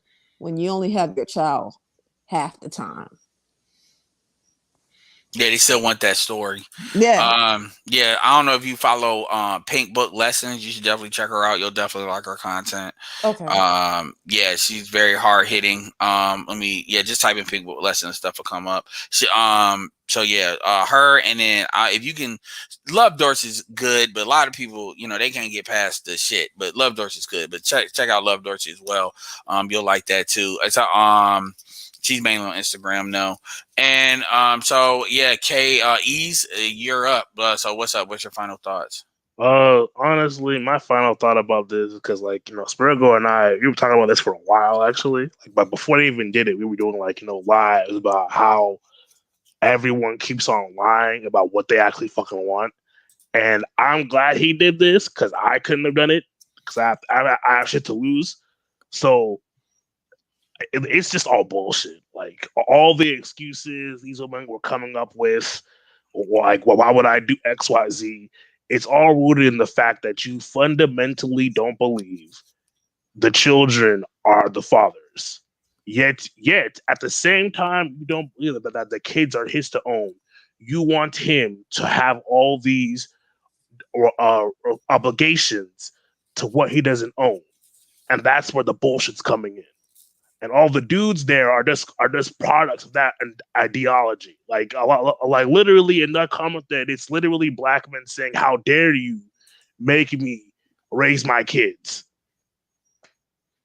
Yeah, that was literally don't let them really get rid of abortion with that heartbeat law.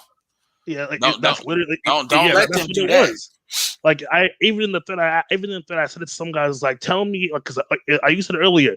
It was always these three phrases, like, abandon, give my kid up. How you're giving a kid to the dad? But the reality is that a lot of black people in the West, you don't believe the kids are the fathers. But at the same time, you don't believe that you want the dad to do all these things for the same kid that isn't theirs, apparently, right? It's all bullshit. All these, what if she's this? Well, no, like, the kids are, everyone else does this. Everyone else. Except here. It's like, no. Yeah, and even if they don't do it to the same level, it's a framework. And then so they negotiate from this understanding. Exactly. Like technically Jewish people is a matriarchy the way they run it here. But they still understand what is the foundation of it is the men. The men, it's kind of like a transmission. It's kind of like a center. They understand that the center, the way they used to play basketball, is the center is still, you got to feed. Even if the center doesn't score the most points, you feed them to power the offense. And it's not like that anymore, but you get what I'm saying. And they understand, even if they want to talk about LeBron, they understand that even though he may not have the most points, you still feed that to get the offense running. They understand that. And like I said, so that's cultural neutral. Again, the thing that really stood out to me is because I expect the women to react the way they did, but the dudes, like, not even taking a second and thinking. This tells you, like, if you actually have a real conversation, they'll be like, well, he said this. Like, a lot, and I'm glad people didn't get hung up on the semantics, because yes, I understand what he said, and I acknowledge that at the beginning of the video. But what I wanted you all to understand is part of this may not have spread. See, here's the thing. If you sit here and you say everything the 100% right way, people respond to a line in the sand. A line in the sand. They like a strong statement. So this is textbook. If you were going to create posts, like, think about it. Fresh and Fit actually built their channel a big way with stuff like this, where they would say, you don't date single moms, but see, they expose that to a general audience where even that's crazy.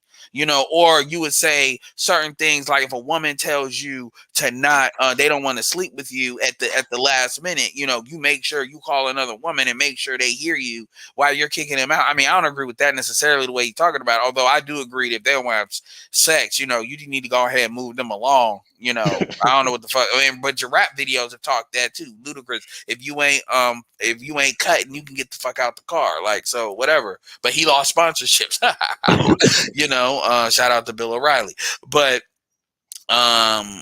You know, so in marketing, in fact, like I might show this to my marketing people, but in fact, that's a perfect post, and that's why I'm gonna let that go, because you can take what he said and say, okay, fine, I don't agree with what he said, but let's take this part, and apply it to what's more reasonable. And what it comes back to is these women do not trust the guys that they're having. Look, and here's the beautiful part about this. Nobody is saying that you should not be sleeping with these guys at all. Nobody is really saying that. What they're essentially saying is why are you having children with guys you don't trust, that you have an instinctual discomfort with? Yeah. Like, think about it. You don't believe. I'll ask motherfuckers this: do you believe any fucking kids should be around these dudes? No, but you feel safe enough in order to have something like that. Makes no sense. No, you know what? You know what's funny is that I asked a woman in that thread that, and they gave me back the same, the same "woe was me" shit. That the problem is that we're not uplifted, and I'm like, well, there's nothing to uplift. Like, why are you having kids with men you don't trust? Like, what who does that? Yeah, most men, and see, this is why when people try to say that this is red pill ideology, and I'm glad Nick is in here, because like there's nothing in what we say that does not pass the common sense test. Nothing. So, I mean, we aim. So if you're going to come at us, tell me, I always ask, even people that in the space to try to jump on me, talk about I shouldn't be talking because motherfuckers choose to listen to me. I'm like, okay, what did I say doesn't pass a common sense test? I'm curious. They don't know what the fuck to say. Shout out to Angela, great show. They don't know what the fuck to say. And I'm not saying everything's right. You saw Kareen had her opinion. Once Angela actually went through the post, she actually was pretty she was still more closer to me than Kareen, but she was much more she was in alignment with Kareen. So I mean, and I'm glad she went and analyzed the post and changed her thing, because this ain't about me being right. And this isn't a right or wrong, necessarily a completely right or wrong thing. There's like a series of things that could be right, and there's like a series of things that could be wrong. But again, dudes, you don't even really hear dudes talk about body count in this space, even though you can scientifically show that a woman that has a lot of different male sexual partners is not really going to be good for marriage and shit, because their ability to bond is not there. You can show that. Like, we can show that, but you don't even hear us talking about that, because number one, the main thing is that this really fucking the community up is not women, it's these kids. Y'all having these kids, and then when you know how many abortions women are having, and see, they want to say, oh well, y'all at least making the men not accountable. Dude, men cannot control. We don't control sexual access. We can't see, other countries can shame and use different ways of making women not have kids with dudes. And these are countries that abortion is not even legal. Legal. There are ways to keep women out of laying with dudes, because when you ain't got child support, the family's got to deal with that. So the family's going to control that, because they're not trying to raise kids they didn't have. So there is, even in matriarchies, because matriarchies is not the same as a gynocracy. That pussy is held more tight, more close to the vest than even a lot of your arranged marriages originated out of matriarchies, and those are them women keeping that pussy wound the fuck up, which is why a lot of these women will rebel against the mothers and shit in a different way. So motherfuckers are really out here trying to act like, oh, well, I'm not gonna give them. They wanted to lean on that on purpose because they want to be emotional about it, but we know it's cap. This is why when people tell me, oh, well, where's the solution? Where's the solution? Man, the solutions have been out there. Y'all don't fucking want to do it. Y'all don't want the community y'all want it to improve. Y'all don't want it to change. Y'all want the community to be rotated around your bullshit. And I'm talking about men and women. And oh, by the way, like these dudes having all these kids. Again, we don't control if a nigga ain't shit, and we say these niggas ain't shit, which we do say, by the way, that's that educated lame Pookie Wars. What do we get said? You're lame, you're square, fuck you. You got women openly saying that I like roughnecks, I like street dudes, I like hood dudes, I like dudes. And I mean, we were just on Ramil shit talking about, you know, if you dealing with a black woman, you make sure your room ain't shit. You make sure you got a mattress on the floor. You make sure you leave your shit fucked up. If it's a black woman versus a non-black woman, you clean up because they're not going to be attracted to a dirty house. You make man. One dude said you make sure if you got toilet paper in the bathroom, you take that shit out. Because like this is what they were saying, and this was different guys, and none of these guys were like Pookies like that. These are guys that some of them are in, they were in tech, and they were saying they literally code switch to play a hood nigga role. And you know what's funny, Ed? Like you saying that is something that I've experienced, like because again, like it's majority ADOS in the United States, so most shout of out them to Angela for the $5 super chat. Most of them that do come across, are ADOS, right? So I've noticed that, like, in a way, in a way, if I want to get the farthest, right, I have to dumb myself down. Yeah, and it's so crazy, and you know it's cultural because you'll see not ADOS women come in here and actually adopt that culture. They may not go all the way with it, but they'll go like pretty, especially when you look at expectations of black men. They may not do that for non-black men, but for black men, it's like they will take on that hood bitch role. And this is before the Megan Thee Stallions and Nicki Minaj's and stuff. So no, Manco, yeah, it is. And I was laughing because I was like, yo, this is some really, yes, Pharaoh, go on Ramil shit. And they would drop it. That was some game. That shit should go to Patreon. The game, because that was some real game. Because a lot of dudes that are squares, they would never think about that. Go ahead. He's not wrong. Yeah, like when I say dumb myself down, I don't mean like only just become less articulate, right? Like it's just it's like the way I carry myself, I have to stop doing certain things. It's wild. This shit got so crazy that they were literally talking about like with Tinder accounts and shit, how if you got like a tech job and shit, you need to take that shit out of it. You need to make sure you say you in security or some shit. No, yeah, that's the thing too. Yeah, like I know you hate the whole lie to chicks thing, but like a lot of what I do and shit. To say I work at like Home Depot, some shit like that. That's what he said. He said like they were saying that like you like, and when they were doing that, they literally saw the difference in their profiles when it comes to black women swiping. And I'm not trying to jump on black women. I'm just saying what the fuck they said. You can believe it. It's on his Patreon. You can believe it or not.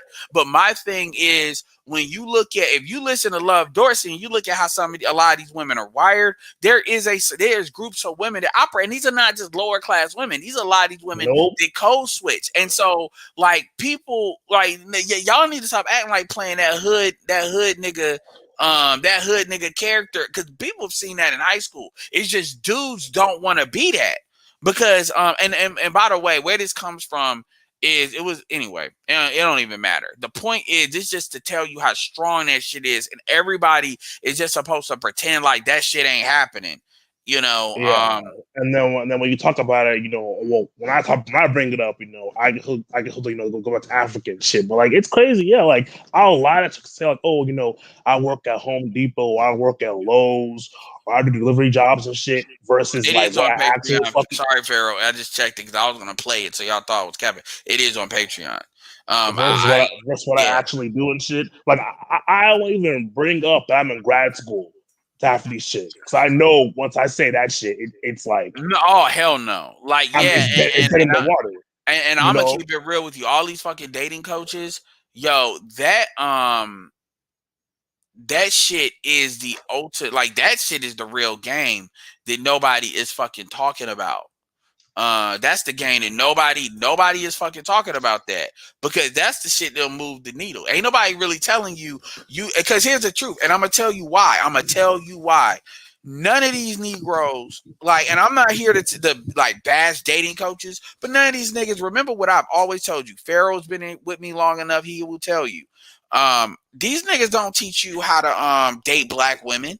These motherfuckers are dating non-black. Like they're not teaching how to date black women. They don't. This is why I jumped like when Glendon had that thing breaking down like different archetypes of black women. You know, the Southern Belle, the Savage, the Valley Girl. Because ain't nobody really, even Alan Roger Curry. I'm not saying this stuff doesn't work with black women, but ain't nobody really breaking down. If you wanted the closest person to it really was Tariq Nasheed, and even and Tariq Nasheed kind of got pretty good about it, but like as far as if you want to date black women, like Ado's black women, nigga, this is the book. If you a black man, this is what you need to do. I had to realize that shit quick. Was that by Tariq Nasheed, the Mac game? Yeah, his is the closest, but outside of that, it still ain't no updated. Like this is how you date black women. This is what you need to do if you want to improve your chances with like good looking black women. These are the archetypes. This is what you need to look at. This is why. Even if you think, okay, imagine, because the truth is this shit would make money, yo. This shit would make. All you need is a car. All you need is a car. Why?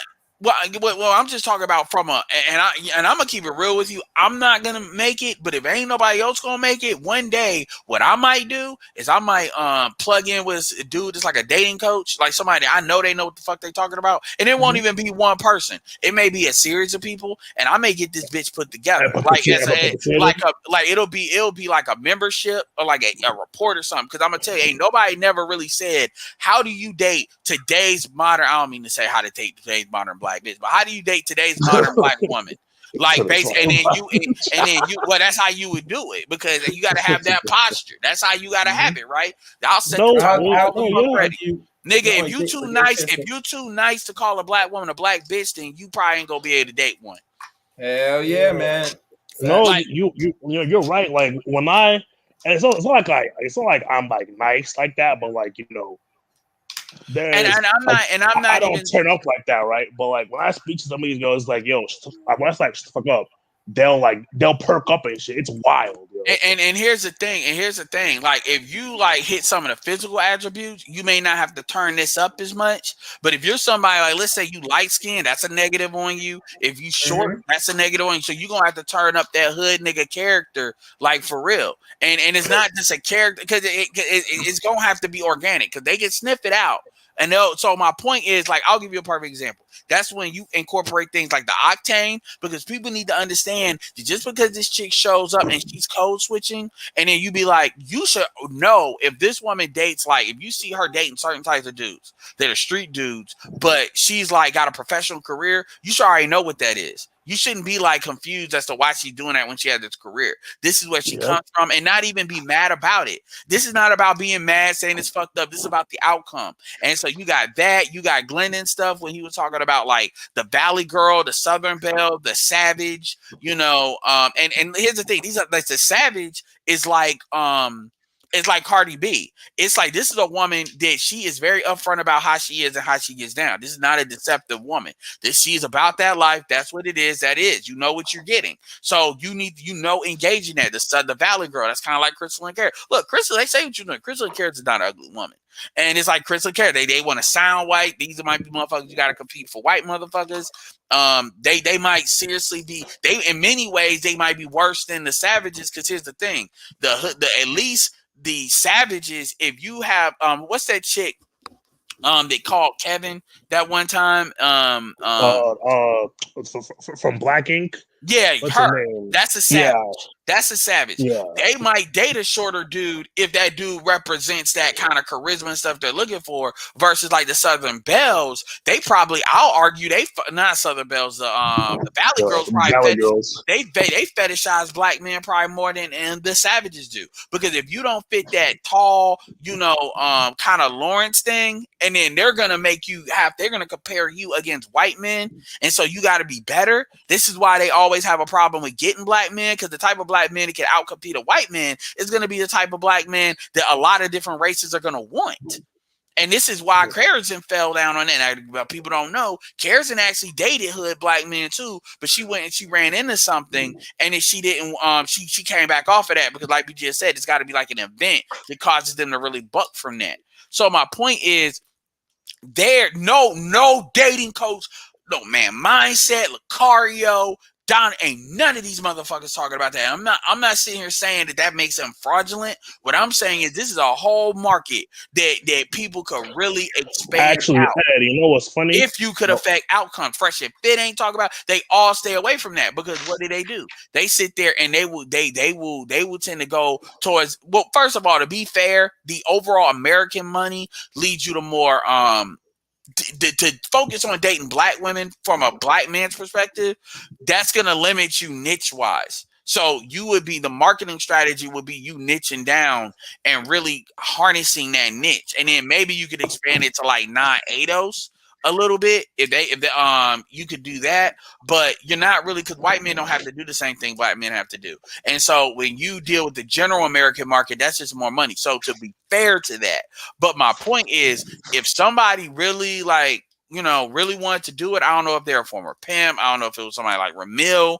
If he wanted to do this, and then like Ramil would actually be a really good guy to probably bring something like this together, and it wouldn't be just one person. Because if you do one person, then black men are gonna judge you as to it don't matter if you get the bitches, they still gonna judge you. And so from a sales perspective, so you got to make it kind of a collective, so that way people can kind of pull different like archetypes of niggas. You know what I'm saying? So they don't really focus on the nigga versus the information. And I'm telling you, yo, like that, you could really make a good membership site that's like $20, $25 a month, $40 a month.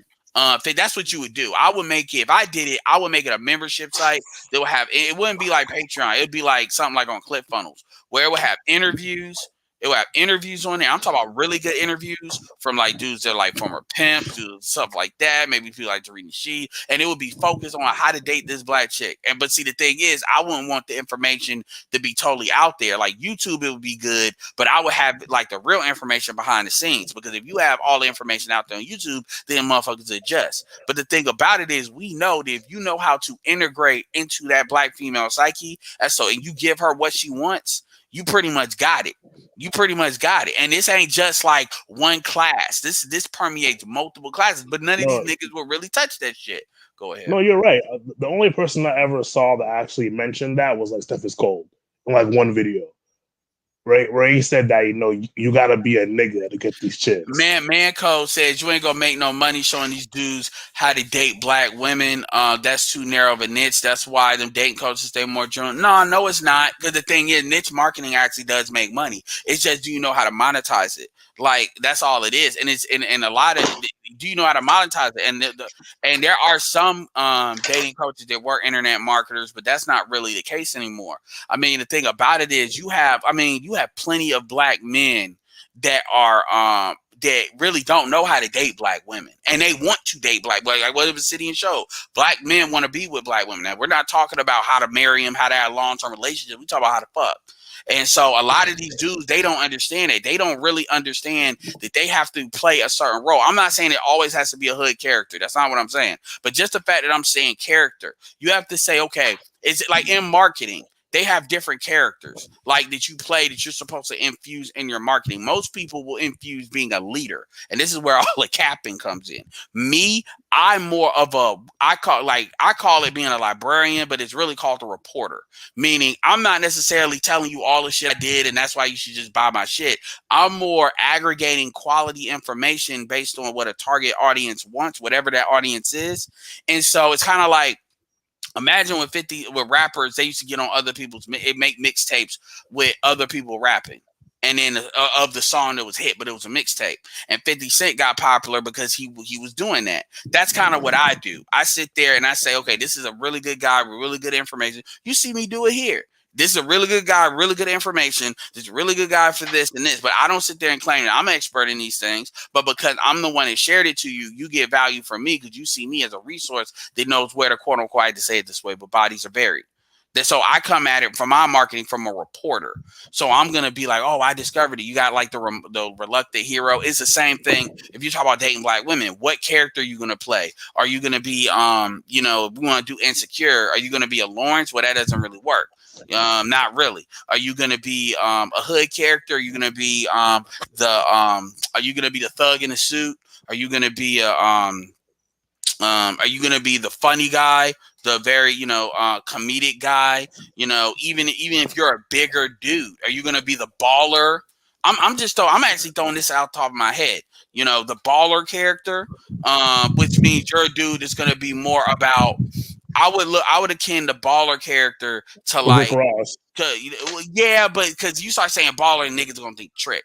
I would think baller more like the Great Gatsby. What the Great Gatsby did was he created parties in order to attract people to him, and then because he was the host of the party, he was considered high status. So he focused on status. So he did it very indirect. So the way that you would do that is not necessarily creating a party, but what you would do is you would learn how to manifest this social media status in order to create an aura around you. So if women come up to you and they see you got X amount of social media followers, and how you built that is how you built that, you can leverage that as like your overall network. Or if you don't do it on social media, what you can do is you learn how to create networks of this is where, that Henry of being around, you may be a Henry, but you're around high value men. It's kind of like what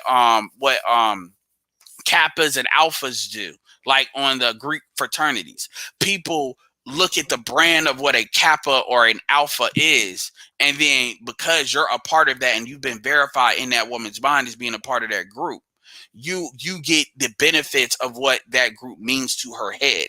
So it's the same thing. This is why women tend to like rappers and rappers and stuff like that, even though these rappers aren't doing nothing, or these dope boys, even though these dope boys aren't making money. In that woman's head, to belong to that group, a class of individual, means this woman is doing a lot of things in her head as far as she associating with you. This is why women stick with men in abusive relationships, and then they be in there years and shit.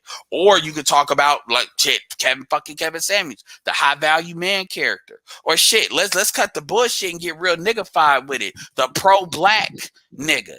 Umar Johnson. Yeah, you a nigga to know how to talk, but you focus that through, Black Queen, you deal with them Erykah Badu type chicks because then that means you need to know your target to what type of women you demonstrating. You got them Hotep charisma niggas, like Young Pharaoh and shit. There's subcategories to that shit. I'm actually brainstorming this right outside this is nothing I've really thought about like right here. I'm just telling you, my point is you could create content around all of that.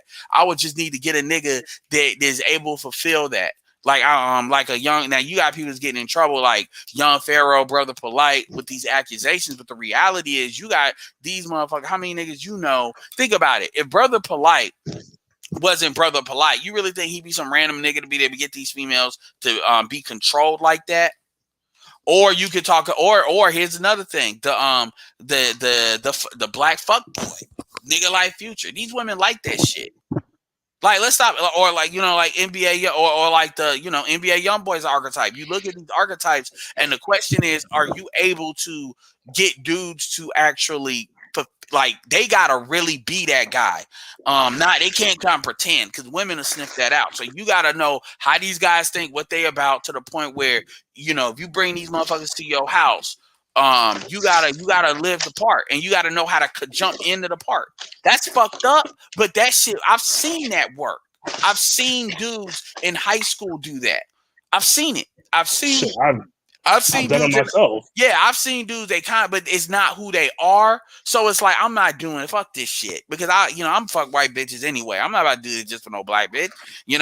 I've seen them do that. But if you're going to be one of these niggas where you just got to fuck the black pussy, and that's all you going to ever deal with, and you can't go intercultural, well, shit. I mean, so now you're going to become a millionaire with it and all that? No. But I can definitely see somebody making like $30,000 a month off of this. Yeah, in various ways. And the way, six figures, that's just 10,000 a month. I could definitely see somebody doing that a lot more than that. And you don't do it by price gouging people, because we know niggas ain't gonna pay. The way you have to do it is you have to do it like a membership site, and it's got to be a membership site that's constantly that's adding information. And so the way you do it with membership sites like that is you're adding information in the beginning, so it looks like, okay, it's great. And then you have this big catalog, this big library catalog that, okay, the value is definitely worth, I'm paying $40 a month or $50 a month, or I'm paying $25 a month. and you may dial it back as to what interviews you're doing, but because you've got X amount of dollars with X amount of people, you can pay people to come on. You see what I'm saying? That's you know you could and so so you could do that. And so I mean, and like I said, if I were to do this, well, I'm not gonna be in the front of it because y'all niggas ain't judging me. But I would because number one, I don't do that. Who the fuck I am is what the fuck you get.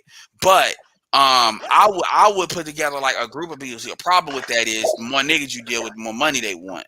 So it almost had to be, how do you pay these guys? And it ain't gonna be a percentage of what the motherfucking shit is. It had to be more upfront. But I willing to make that investment. But because there's black men, and no matter what they do, they just want to fuck these bitches.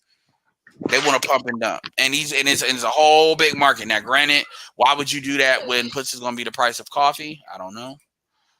But you got niggas that don't want to trick. So anyway, we have made it all the way to 4 hours. You know, and yeah, man, I call it productive. I don't know how to program these. I don't know. I'd have some kind of really I don't know. But anyway, so with that being said, Chaos, I'm gonna let you get the final thought, and then we're gonna end it. Okay. All right. Thank you. Thank you again. Oh, thank you again for adding me on here, Edward. Is that me? Is that feedback? What's going on? Hold on, let me check my feedback. Okay, it's gone. That's it. All right, I'll figure. Thanks again for having me up here. I'm gonna do my little live stream now. Talk about some things. That's all right. Well, this is gonna be my point of view, so you know. But thanks for having me up. Hope to catch you next time. Absolutely. Yeah, make sure y'all check out that link. It's in the community tab of the Facebook. That shit is growing. That shit is already at it's gaining 100 constants at 4. It's at 4.3 and 8. It's about to be at 9,000 shares. So yeah. And it's just yeah, I mean, it's just funny. It's funny seeing how just emotionally triggered these motherfuckers are. It just is. So with that being said, I appreciate y'all. It's been a great stream. Appreciate all the super chats from everybody. Let me see if I got a last minute cash app. No, I didn't. Appreciate all my cash app people. Let me reiterate: Gail, Mr. Neo, Roastmaster, Nobody, CR, Nobody again, Gail again, Ismail, Roastmaster. Appreciate y'all. And the links that I share is of art in the new style. So definitely go over there. I don't know if I'm gonna be over there. I'm tired as fuck. But with that being said, this is Edward signing off. Peace.